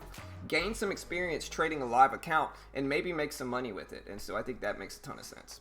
Plus, you get a day trading course, access to a chat room, and a demo account for a few weeks. And I think especially when you consider the bundle, that all of that's included for $335, it just makes a ton of sense, you know, risk reward wise, to put it in trading terms. Hey guys, just talking about that KRTX, guys. That stock is doing a lot of micro moves, moves up, moves down, creating a big range here, kind of a pennant pattern here that you can clearly see on the 1 minute chart. Oh yeah, JB, And you also... We'll see if it holds. JB, you asked about our Discord the other day in a comment. Here's our Discord link. Hello, what speed of internet do you have? I have the gigabit internet. Yeah, So I get 1,000 megabits per second. I have 500. I think the minimum Slacking. a trader could need is 100. Yeah, I mean, I don't know, man. Before I upgraded, I was running at like 30, 40 megabytes per second, and so it wasn't that bad. And I've gone to hotels before where they're only running like 12 or 13 download speed. The big thing is your upload speed. Like, as long as you have an upload speed of over 15, you know, then you'll be fine. Especially with like streaming, right? But the good thing about the gigabit plan is that I have 1,000 megabits per second download speed, and my upload speed is like 45. So it's great upload speed. But yeah, if your screen is blurry, refresh it. It's probably not on my end. Is the point behind all of that. Paul pulling out a KSS red to green move. Max loss means you get wiped out, Joe. Yeah, so Nope. you can withdraw once per month. But yeah, so you got to preserve your risk. If you go over $700 in losses, and it doesn't follow you up. So like they give you the 14,000. If you go under 13,300, they close you down. But if you make $1,000 in profit, your new max loss is 1,700 instead of just 700. You know, if your max loss stays at 13,300 for the base intro package. Roku, man, I should have held. AMD though, if AMD bounces back, I'll short this thing all day. If AMD can bounce back here, but it's got to bounce back.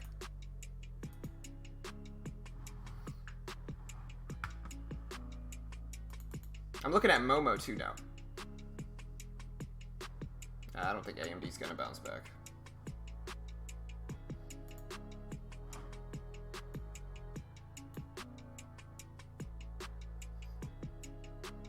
Yeah, it's more about latency. Yeah, I mean, I have a delay on my stream. I have to have a delay for Trade Ideas. Shout out to Trade Ideas too. They actually have their test drive going on, and you can still try them out for less than $10. And so their test drive is actually going on right now. And listen, guys, if you did do their test drive and you want to upgrade, so if you did try out their test drive and you do want to upgrade, you can use promo code BT15 at checkout, get yourself 15% off. And if you didn't have time to do their test drive, I'll post this link here as well. But yeah, their test drive, you can try them out for $9 essentially, and you get to try out the premium platform. And to put that into perspective, my base platform is 118.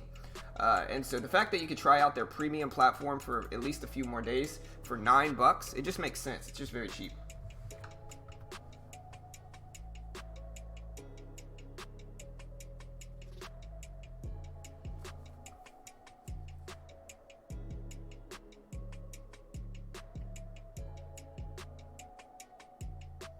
what's my strategy? My strategy is VWAP fades, bounces, fake out fades, stuff like that. I'm gonna start to scale into what is my Hey computer's guys, acting weird.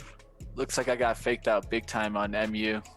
That thing's breaking down now. Should have held my shares. Should have added on the bounce that I was looking to add at 10:03 at that 45.95s, 45.96, and then could have held the risk at 46, which is the VWAP where risk should be held at. Got stopped out there on a little bounce there to 45.95s, and now it's down there to the 45.75s. So had the profit that I was looking for, just didn't hold the right risk. This is how you can get in a trade in a good position and still kind of not get the profit out of the trade. The biggest thing here, guys, was the plan was to add on the bounce, and we didn't add on the bounce. And so when you don't follow the plan, you're usually not going to have the correct risk to reward ratio. And that's what happened here. That's why I didn't take profits at 85s. And that's why when it bounced back, I got stopped out. Yeah, so I'm in with 300 shares, I think now. Oh no, did my computer just freeze, guys? I hope not. There it goes. Nerve-wracking. My computer. I gotta exit out of some of this stuff before my computer just dies on me. Yeah, one of the things I'll check with you after the stream, John, is we'll go through your task manager and try to figure out what's going on. Yeah, I mean it's okay. I can help you out a little bit. It didn't die, but I think I'm just running a lot of stuff. I need more RAM, is what I think. We need to find the program that you're using the most, go into the processes, right click, and make it a real-time program. What's called a real-time program will increase the latency for you and help you stay up on that kind of that program that's driving you down. I had to do that when my computer wasn't as strong and I had an i3. Yeah. I remember I used to run the stream on an i3, the old streams. But yeah, Paul, I'm already on that, man. I'm already shorting it right around there. Same exact plan. I'm shorting it around the VWAP. This is what I call a fake out fade. And so you can see it moving nicely here. We'll take half off if it continues to move down to like 80 or 75. But yeah, this is what I call a fake out fade. I'm in with 400 shares now, I believe. There's 82s.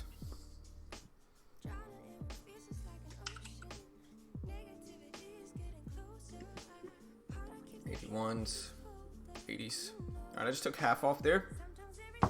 Gonna hold the other 200 down to these lows, but yeah, this is what I call a fake out fade. Nice move here.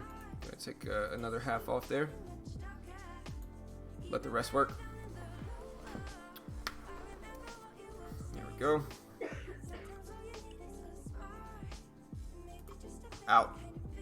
Alright, there's the move I wanted. Beautiful trade. Nailed it. So yeah, this is what I call a fake out fade, is when it gets rejected and comes all the way below here. I just short it short term. It's the same exact thing I did the last time. It pulled this move. You know, right which one we missed? We missed Momo. Really nice fade there. I like that one. I know, Paul. Listen, man. You keep saying let my winners run, bro. It's not about. Listen. The reason my accuracy rate is so high is because I'm taking profits fast, and everybody trades moves like this a little bit differently, bro. Like this is. I'm not going to change. I'll put it this way. I'm not going to change how I trade when it's been working out really, really well, because I'm not trying to hold it long term. I'm just taking advantage of the range and I'm scalping that range. And so, yeah, it might continue to drop. But if I change the way I trade to try to hold these longer, my accuracy is going to go down and it's going to mess with the system I have. And so everybody doesn't have to trade that way. Everybody trades a little bit differently. And when I'm trading, I'm scalping it. I'm getting in and I'm getting out very, very quickly. And I'm not going to change how I trade my system to try to let You have to remember that, guys. You have to remember that. What's the goal and how his approach is. Right. The goal is short term. Yeah, it's a scalp. And the goal is not, this is a high accuracy strategy.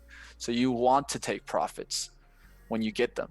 It's not about, oh, let me hold and see if it can keep going, because the problem with that one is that that's called range trading, not scalp trading. Right. He's going with the flow of the momentum. If he wanted to, he could put a stop at the high, but he's trying to take it on the momentum push down. Right. That's all I'm doing. It's part of my system, and I've talked about it a bunch of times in my weekend videos, where it's just I'm scalping out of it, and I'm not marrying it. I could let it run, but I think that would be being a little greedy, and it might continue in my direction, but it might also bounce back like it's doing now. And so, what I'm taking advantage of is I'm taking advantage of the quick move. And if you look at my accuracy the last few weeks, my accuracy is like 75% plus. I think it's like 77%. And one of the reasons I can have such a good accuracy rate is, again, because I'm taking profits quick. I'm not marrying the stock. And I think I just gotta, when it goes in my direction, great. I'm just trying to take advantage of this range right here. It's just literally just this range right here. I'll draw out the range. And like I said, it might continue going in my direction, but that's insignificant to me, because the point is that I'm taking this range right here, in between the VWAP and the low of the day. That's all I'm doing. That's the range I'm attacking. Sure, it might break out below this sometimes, but I'm not actually shooting for that. I'm just trying to attack this range right here.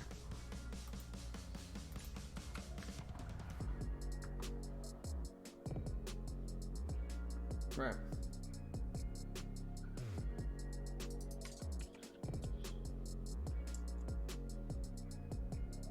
Right, exactly.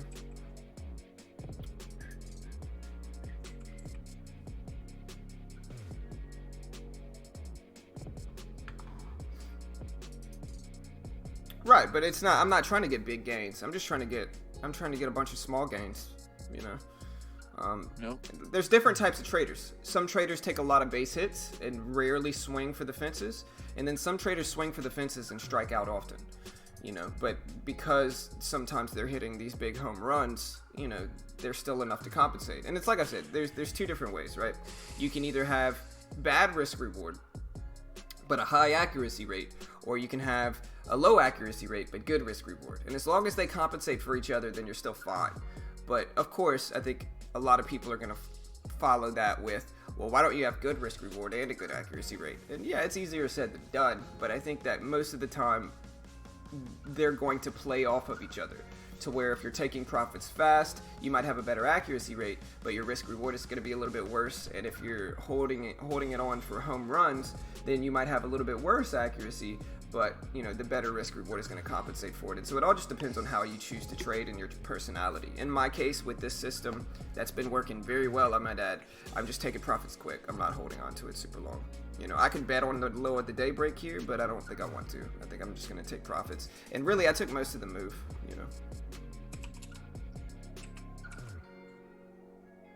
Yep. Nice move in square today. Very measurable. Nice flag. 3 resistance. What I talk about all the time, guys. Good breakout there in square. It was a good pattern to read. Pullbacks to VWAPs multiple times. Could have got VWAP bounces on it multiple times.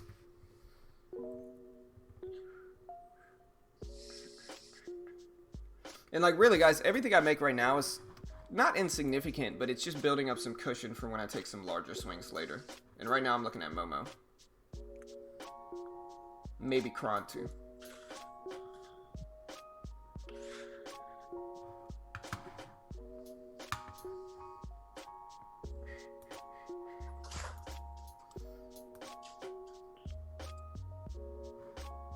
John, take a look at LK, I'm assuming you meant. Luckin Coffee. Ooh, yeah, it looks like a VWAP fade, maybe a fake out fade. If it gets below the VWAP here, I really don't mind it too. I mean, I don't know if I'm gonna take it. There's a few. So let's go over the negative things about this one. One of the negative things is that you're gonna have this support level right here now. Let me delete this. You're gonna have this support level right here now, and so that's one of the cons of this trade. The negatives. You do have some support here as well that you could use as a reward target, and if you're going to set a risk level, the opening range high is well above that. So that's the negative aspects of it. The positive aspects, though, are this level's confirmed multiple times, and so you can use that level as your risk. Very tight risk in this trade. You get in at 26.30, your risk is 10 cents. Very small risk, I like that. And then you could set this level here as your reward target, which is over 20 cents. So it's better than 2-to-1 reward to risk. Now, like I said, one of the negative things is that it actually broke this high right here, which makes me like it much less. But I don't think it looks bad. And I think if you're going to base it off of that risk up there, then it looks even better. You know, if you use this risk right here, I think that's a solid risk level. Like I said, just to preface it, or I guess not preface it anymore, but not an investment professional, not liable for any losses you take. You always got to make your own assessment, trade responsibly. If you lose, it's not my fault. I'm just telling you my opinion on it, pure subjective opinion. But yeah, that's what I see from it.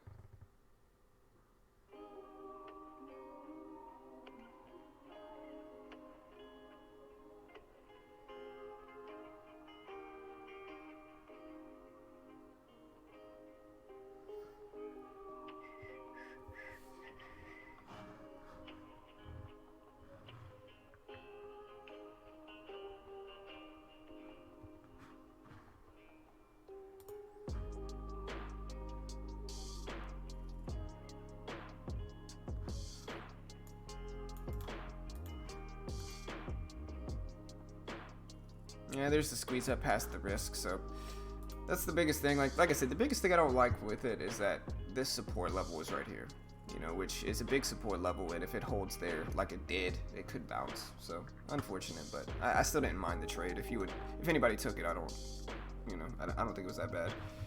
Yeah, so my biggest thing with LK would be move above VWAP, then move below VWAP. Then you need to see a move above VWAP, reject a resistance, and then move back below VWAP. That would be that third attempt to break out above VWAP. I think that's what we didn't see right here. We saw 2 attempts to push up, a pullback, another push up, a pullback right below VWAP there, and now it's just shot right back up to the resistance, which is at 2650, and it's looking like it's holding that level. Yep. Now, I gotta consider AMD here as well, because this is why I get out where I did. You know, this is why I get out where I did with AMD, just in case it happens. Now, I could add back to it and short it again. I don't think I'm going to. I think I'll take my profit and move on. But, you know, this is an exact good example, like the perfect example of why I get out when I do. Because, yeah, sometimes it might break these lows and break down, but sometimes it might do this, and that's going to affect my system accuracy rate, which I don't want. I just want to keep my accuracy rate where it is, continue to have solid wins, and you know, not be too greedy. Looking at Momo here, though. Momo moving back to the VWAP could get interesting here. Let me see where my risk is, from 74 up to 86, so 12 cents. Might get in with 100 shares, just a little small trade.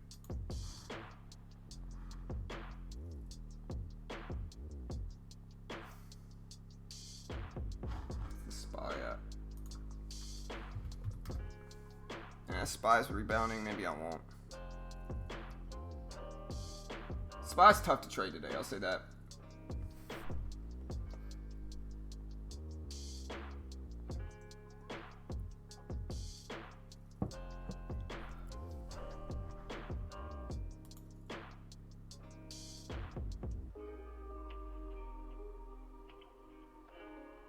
A VWAP pounce? Maybe I should change the name to that, I like that. Yeah. Nah, I'm not getting him back in AMD. I've attacked AMD over and over and over again today. I don't think I'm going to attack it anymore. Eventually, it's going to stop working, you know. The law of lower averages. So, you know, I don't think I'm going to mess with it anymore.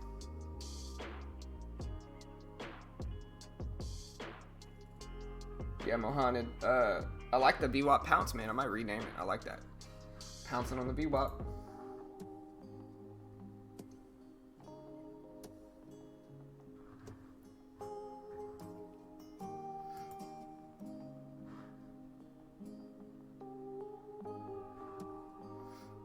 Yeah, I mean, like I said, Paul, if I hadn't attacked it 3 times already, then I would. But I've done it 3 times already, bro. I think I gotta start moving on to other stuff besides AMD, because it's a range trade, and so it's not gonna stay in this range forever, and especially how it's looking now, you know.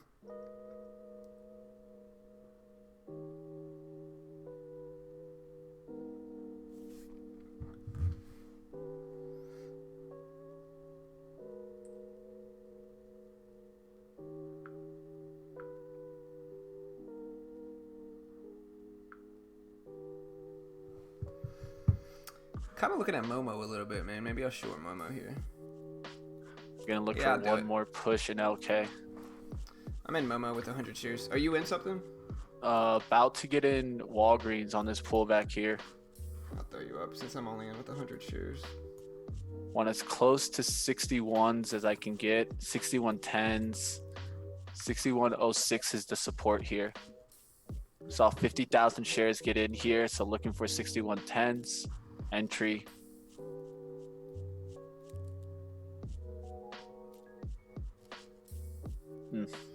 Might have missed that pullback right there. I'm just looking at two stocks at the same time. It's a little confusing me. One's a long, one's just a short. LK there, breaking down there. Want to see LK try to get back above here to 2640s. If it can't get above 2640s, I'll take a short. That WBA looked good at 6110s. Risk would be below it at 6105s. Paul says it's working. Why change? Is because certain you have to judge the setup and you have to look at the chart. And I'm not saying AMD's a bad setup here. I'm just saying that I've attacked it enough already, and when it bounces immediately back there like it did, I just don't trust it as much. I have my little indicators that I use to determine when I should get in and out, and they work. Yep. And so I'm just sticking with what I know. Like I said, everybody doesn't have to trade the same. People look at different things. All right, guys. A little frustrated right there. Confused myself by watching two stocks. Should have stuck with Walgreens. Good breakout there. Good pullback to VWAP. Should have got in there at 6110s. It's already breaking out through 6122s. Could be taking profits at 25s and 30s. Could have been a really good trade. Just looking at too much at once.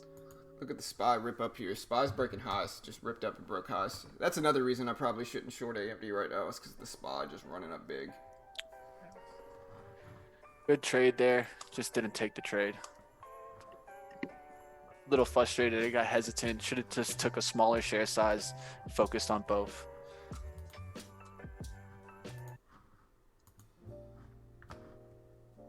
Yeah, market pushed up, breaking highs. I got to be very careful with my short here.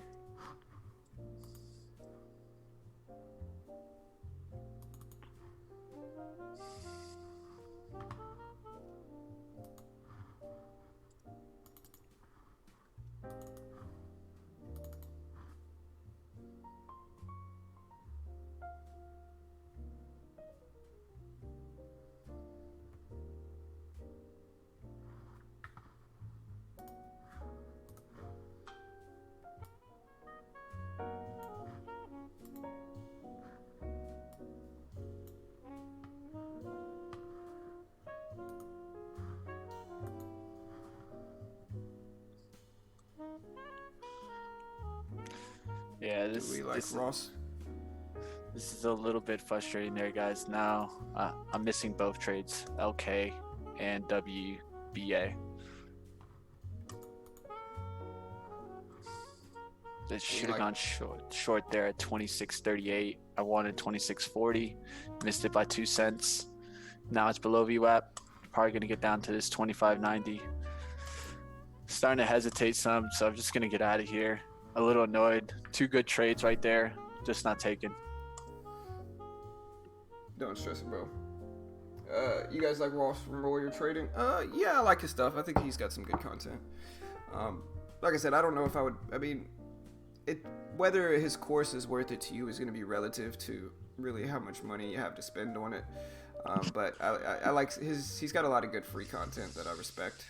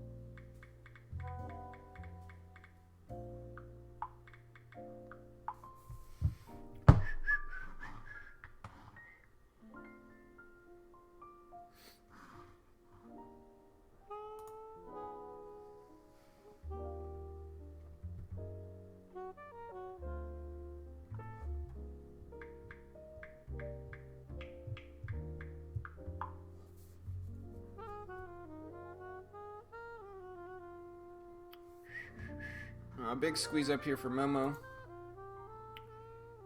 About to get out. It's right around my risk level. I'm guessing the market's squeezing up is what might be causing this.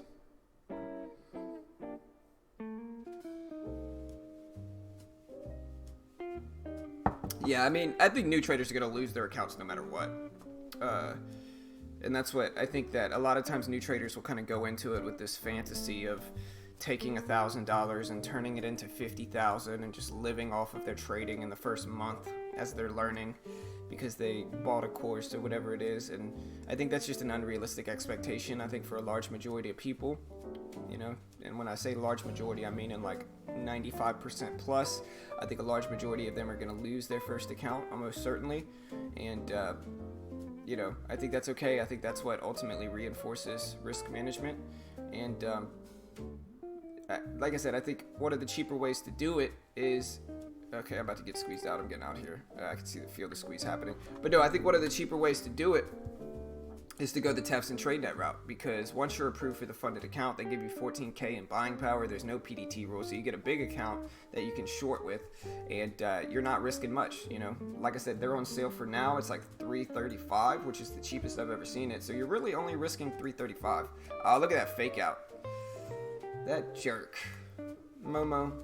I'm not happy with you. But no, think about it. You're only risking $335, and so it's super cheap. Very small amount you're risking. You get a lot of buying power. Comes with a trading course, demo account, chat room access, a lot of cool stuff. And so also it's a great way to help support our channel, team. So if you want to help support us, of course we're biased in that regard because we post referral links.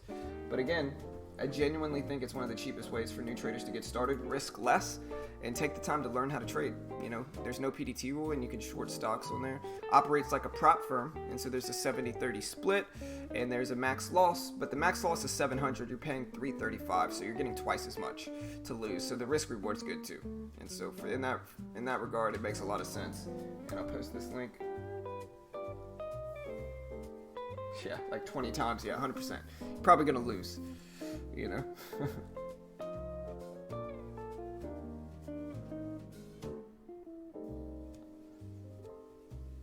You talking about me? When you say the John? Y'all know. I put out those fire videos, guys. You guys know me. You know. Maybe you're not talking about me. Maybe I'm just gloating for no reason.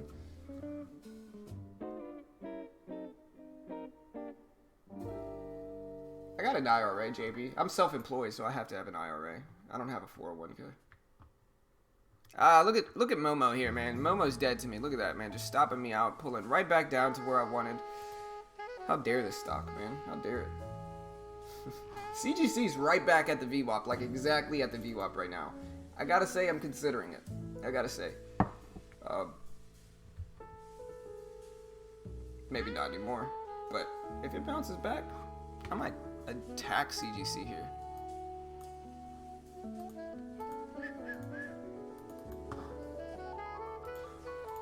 Alright guys, I'm out of here. You guys have a great day.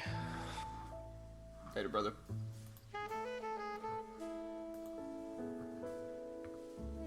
Shorted Apple, that VWAP fade is powerful. 100%, man. People think, like listen, in trading, there's no secret strategy. You know, there's no secret strategy.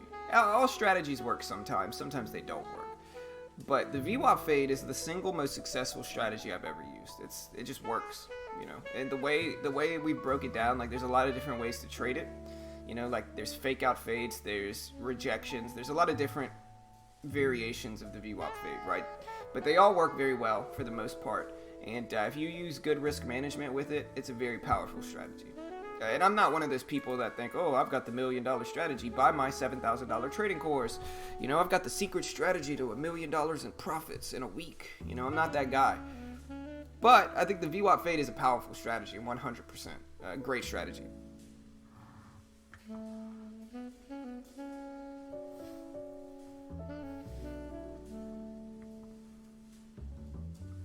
Oh, appreciate it, Highway. Thanks, bro.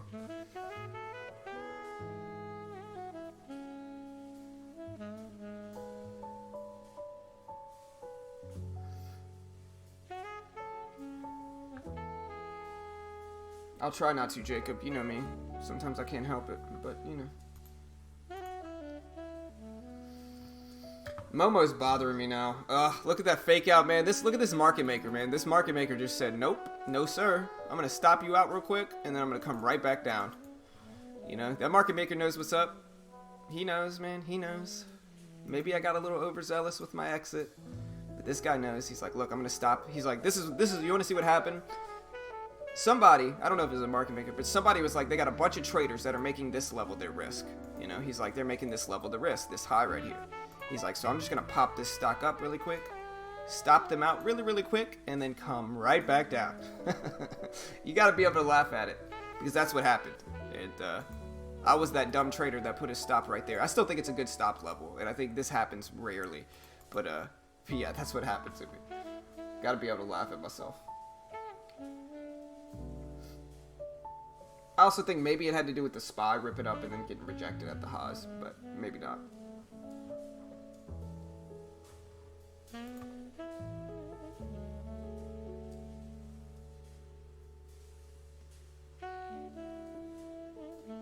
PDD possible BWAP bounce. Yeah, PDD gapped down a lot too, so yeah, possible. With VWAP bounces, like a lot of times you could set your risk at these levels here, like at the previous pullbacks. I don't mind it. It's just a huge range, honestly, for PDD.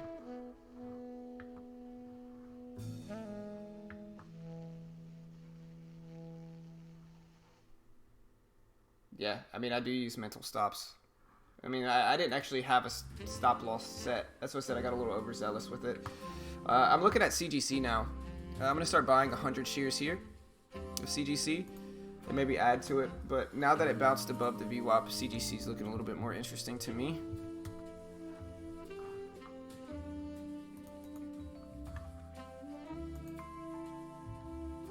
Looking for maybe 1740.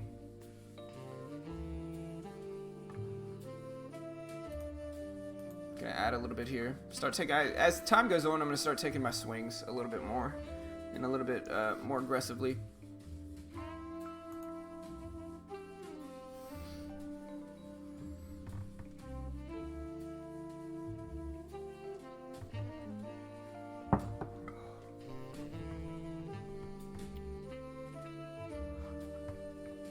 Yeah, there goes AMD squeezing up. That's why I didn't take it right there, Paul, is because of that, you know.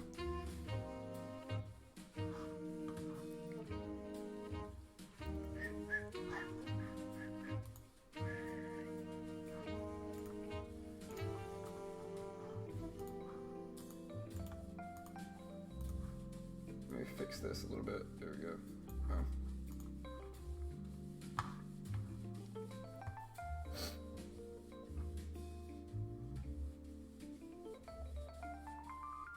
I don't want to be greedy here. There we go. Took half off there.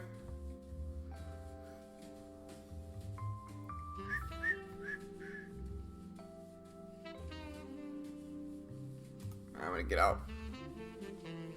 Alright, well there's my win back. Made a little 20 bucks on CGC there. Let's see what else we can find.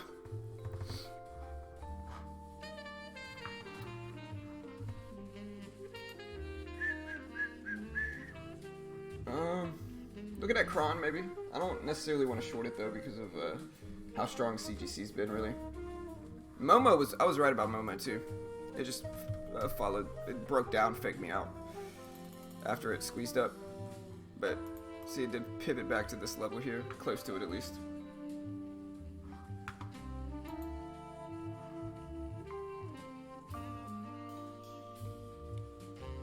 Yep. Hey, Joe, you were right, man. I scalped that thing, made 20 bucks. I'm done with it. Hey, nah, man. I gotta stick with the royalty-free music. Highway. Sorry, bro.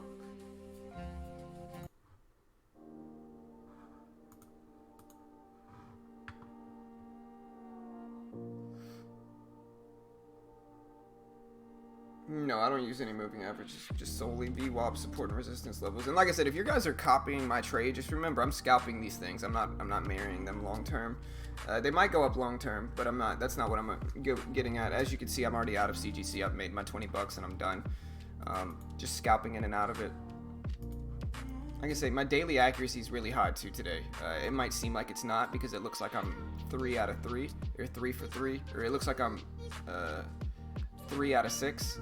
But I've had multiple trades on CGC. I've had multiple trades on AMD, and so with that, I think I've probably won 4 to 5 times and I've lost 3 times.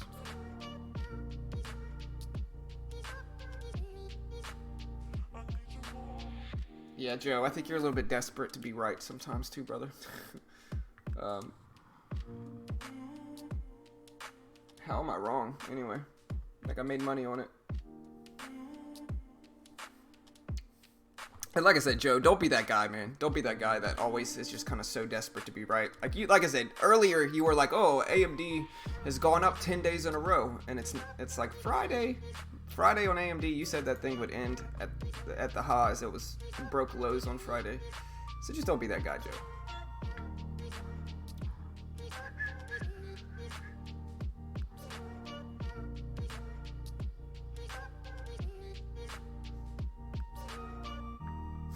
Yeah, man. That's true. You got me there, Joe. You got me, man. But yeah, like I said, I'm just scalping, man. So if y'all want to get mad at me for scalping because I'm not trading like everybody else, that's fine. I get it. But again, like, look, like I said, you guys want to see? This is why I'm ignoring the peanut gallery over here today. Like, watch. I'll show you guys. I did this yesterday too, but I'll do it again just to reinforce my points. Okay. Alright, so look, here's my trader view, right? You're gonna take a look at this real quick, right? Here's my trader view. I'm gonna go to trades, and I'm gonna delete all of my trades up until the 6th. So we're gonna delete all of these.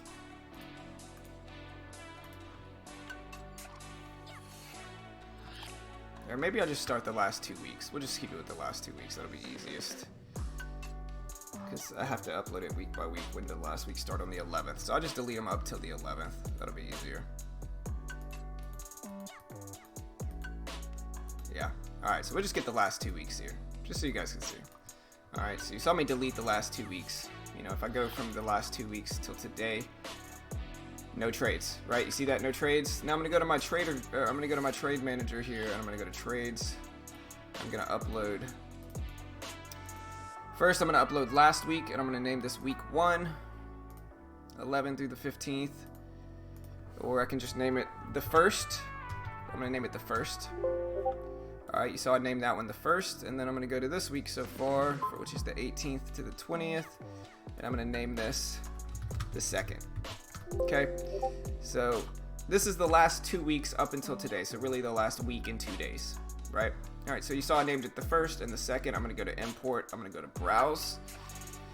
I'm gonna go to the 1st. Everybody see the 1st? I'm clicking the 1st. You can see it even says the 1st right there. Upload. We're gonna refresh. $911 last week. 911 bucks last week. You gotta refresh it again. Actually, over that, $1,042 last week. And then we are going to go to import trades again, and we are going to upload this week so far, which is called the 2nd. You can see the 2nd right there. We're going to upload that.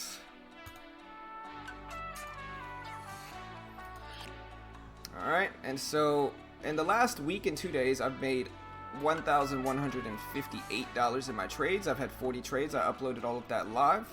We look at my reports view. Yesterday, like I said, I ended up 365, but I'll take it. But this is my graph from the last week and a half, man. And so, like I said, no offense to everybody else, but I'm going to keep trading how I'm trading. You know, like, look at my details here. I'm running at 70% accuracy. You know, really solid. My profit factor is almost 3.5 to 1. My average winning trade is $60. My average losing trade is $40, so could do a little bit better there. My largest win is almost $500. My largest loss is about $150. And so yeah, like I said, I'm gonna keep trading how I'm trading. You know, I know you guys have your own style, so y'all are gonna try to tell me how to trade. But in the end, like I said, I think these statistics show I'm trading well. I'm trading right, and I'm gonna keep trading how I'm trading. And I think that's one of the hardest things to do in trading is just kind of ignore other traders that want you to trade like them. I'm just gonna keep trading like me, and I'm gonna keep making money. And so it is what it is. Yeah. So we're just gonna keep. I'm gonna keep trading. Point is, if I don't trade like you, don't get offended. I'm just gonna keep trading like I'm trading because obviously it's working very well. And like I said, I was even green for a few days prior to that. My last losing day in gross profits was like not last week, but the Tuesday before that. And so.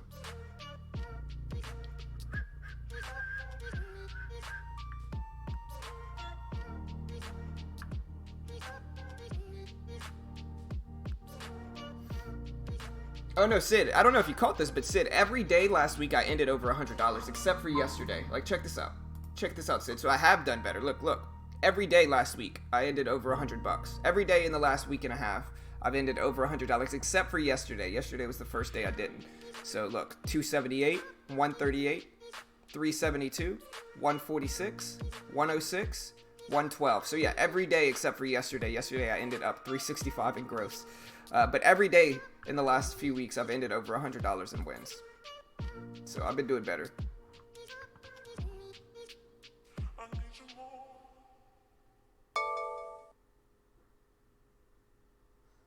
Yeah, no stress, man. But yeah, no, I have been. I increased my size. Is Uber a good play or is it a chase play right now? Uber? I don't know. I don't know. Does it have a catalyst out right now? It's hard to tell. I definitely, me personally, I wouldn't buy it up here. It's just too up there. It's too extended. I think it's going to pull back at least some. It might pull back to either 28.10 right here. And maybe I'm wrong. I mean, like I said, I really don't know. This thing could squeeze up. I don't know the catalyst. But I'd look for it to pull back to 28.10 maybe. It's pretty far away from the VWAP too. So just see whether the VWAP follows it up and it has volume.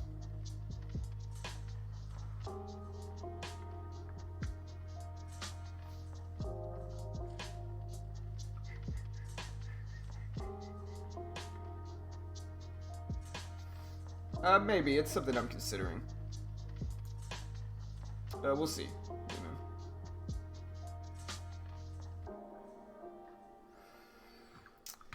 And I don't know, guys. Like I said, I know I didn't trade after the stream yesterday, and like I might hang it up today. I don't know if I feel like trading anymore, to be honest.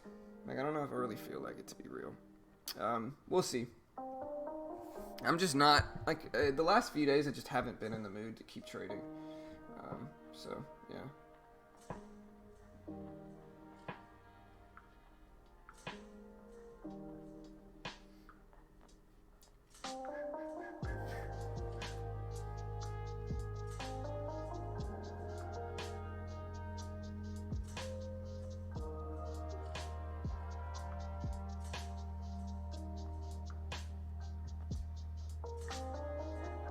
Yeah, here's the Black Friday sale link that they sent me.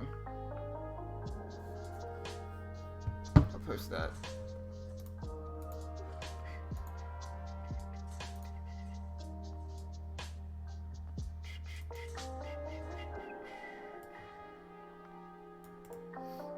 But yeah, like I said, guys, I try to do that for transparency reasons. Like, you see me upload that live, so it's like, I know sometimes I trade after the stream. And so I upload those live so you can see, like, yeah, I'm actually getting into those trades. I'm not just making stuff up after stream. But yeah, here's the Black Friday sale link. Let me check it out first.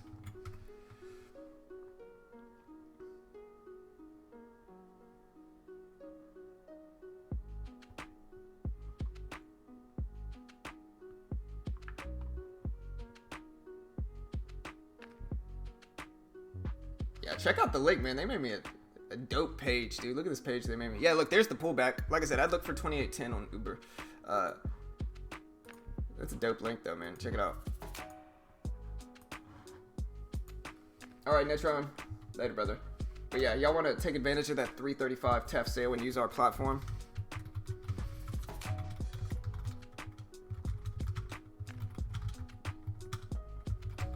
There's the link.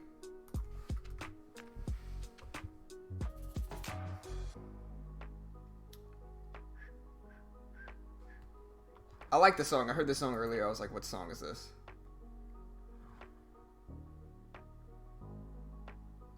This is the instrumental version. I wonder if there's another one.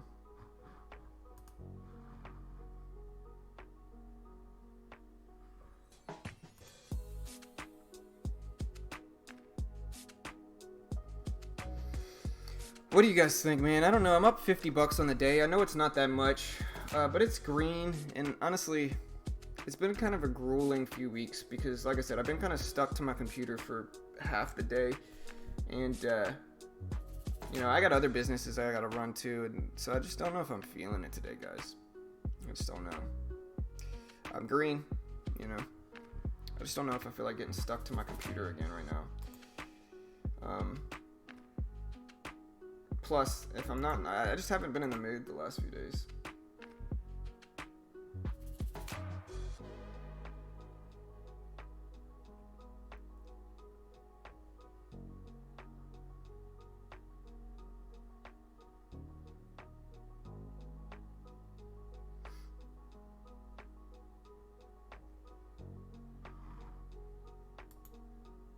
What's Sammy? So to break it down, so the packages work, and this is Tef's packages, TradeNet packages. So their base package, the funded account, the base one, it's $335 for the sale, which is super cheap, ridiculously cheap. It's the cheapest I've ever seen it. And basically, technically it's an educational package. So it's like you're paying $335, you're getting a day trading course, you're getting access to their chat room, and then you're getting a demo account to trade with for a few weeks. But then you get to apply and partner with them, and almost everybody's approved, I'm pretty sure. And I think you can get a refund if you're not approved. But you can apply and partner with them with the funded account. And the base package gives you $14,000 in buying power to trade with. There's no PDT rule, so you can day trade as much as you want, and you can actually short stocks. It operates like a prop firm, so there's a $700 max drawdown. So if you go under $13,300, they close you down, but that doesn't follow you up. And so if you make $1,000, you know, your max loss is now $1,700. So it's super cheap. You're paying less than half of that than what you get in max losses. And then there's a profit split like a prop firm. So it's a 70-30 split. So they're going to keep 30% of your profits. But again, I mean, the bundle makes sense. You're paying $335. You're getting a day trading course, access to their chat room, a paper trading account for a few weeks. Then once you're approved for the funded account, that gives you $14K in buying power, no PDT rules, shorting ability. I think that bundle just makes sense. It's a very cheap way for new traders to get started. It's cheaper than depositing thousands, and most new traders lose their first account anyway, and so it's a great way to preserve your risk when you get started.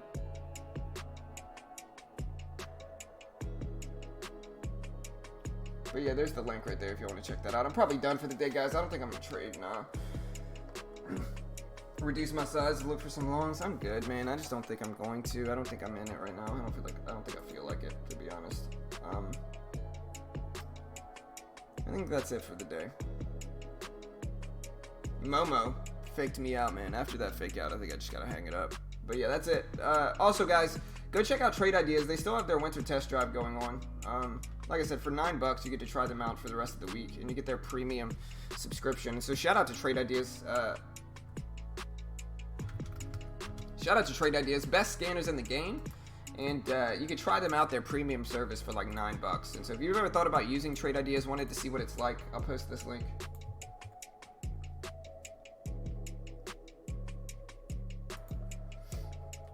No, it's not you. No, it's nobody, man. Everybody's a little bit different, David. For some people, they make them trade. They make them take the demo. For some people, they make them take the course. For others, they make them paper trade for a week, and so it just depends. I know I got mine right away, but I think it's all different. You know, it all depends on how you do, I guess.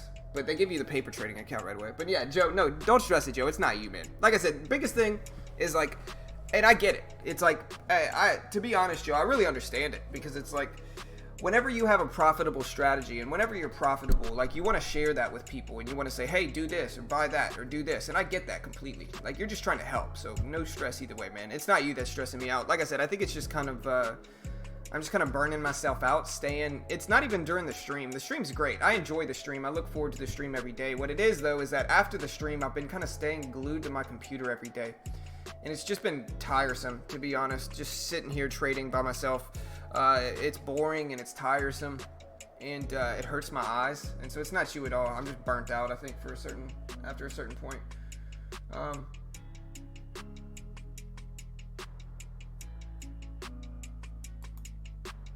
Yeah, like I said, just have the right expectations with it, Hunted.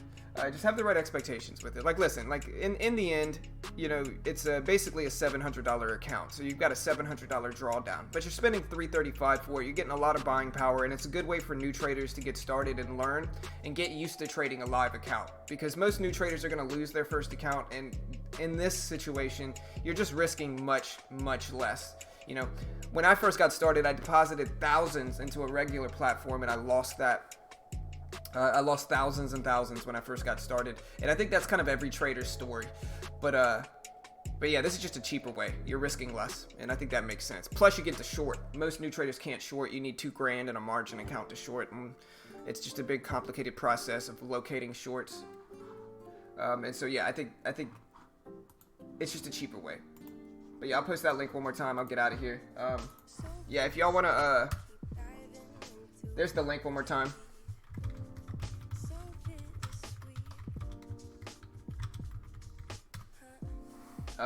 But yeah, if you want to try out Trade Ideas, like I said, they have their test drive going on right now. But if you tried out the test drive and you want to subscribe to Trade Ideas already, you can use this link, and it gets you 15% off if you type in the promo code when you sign up, BT15.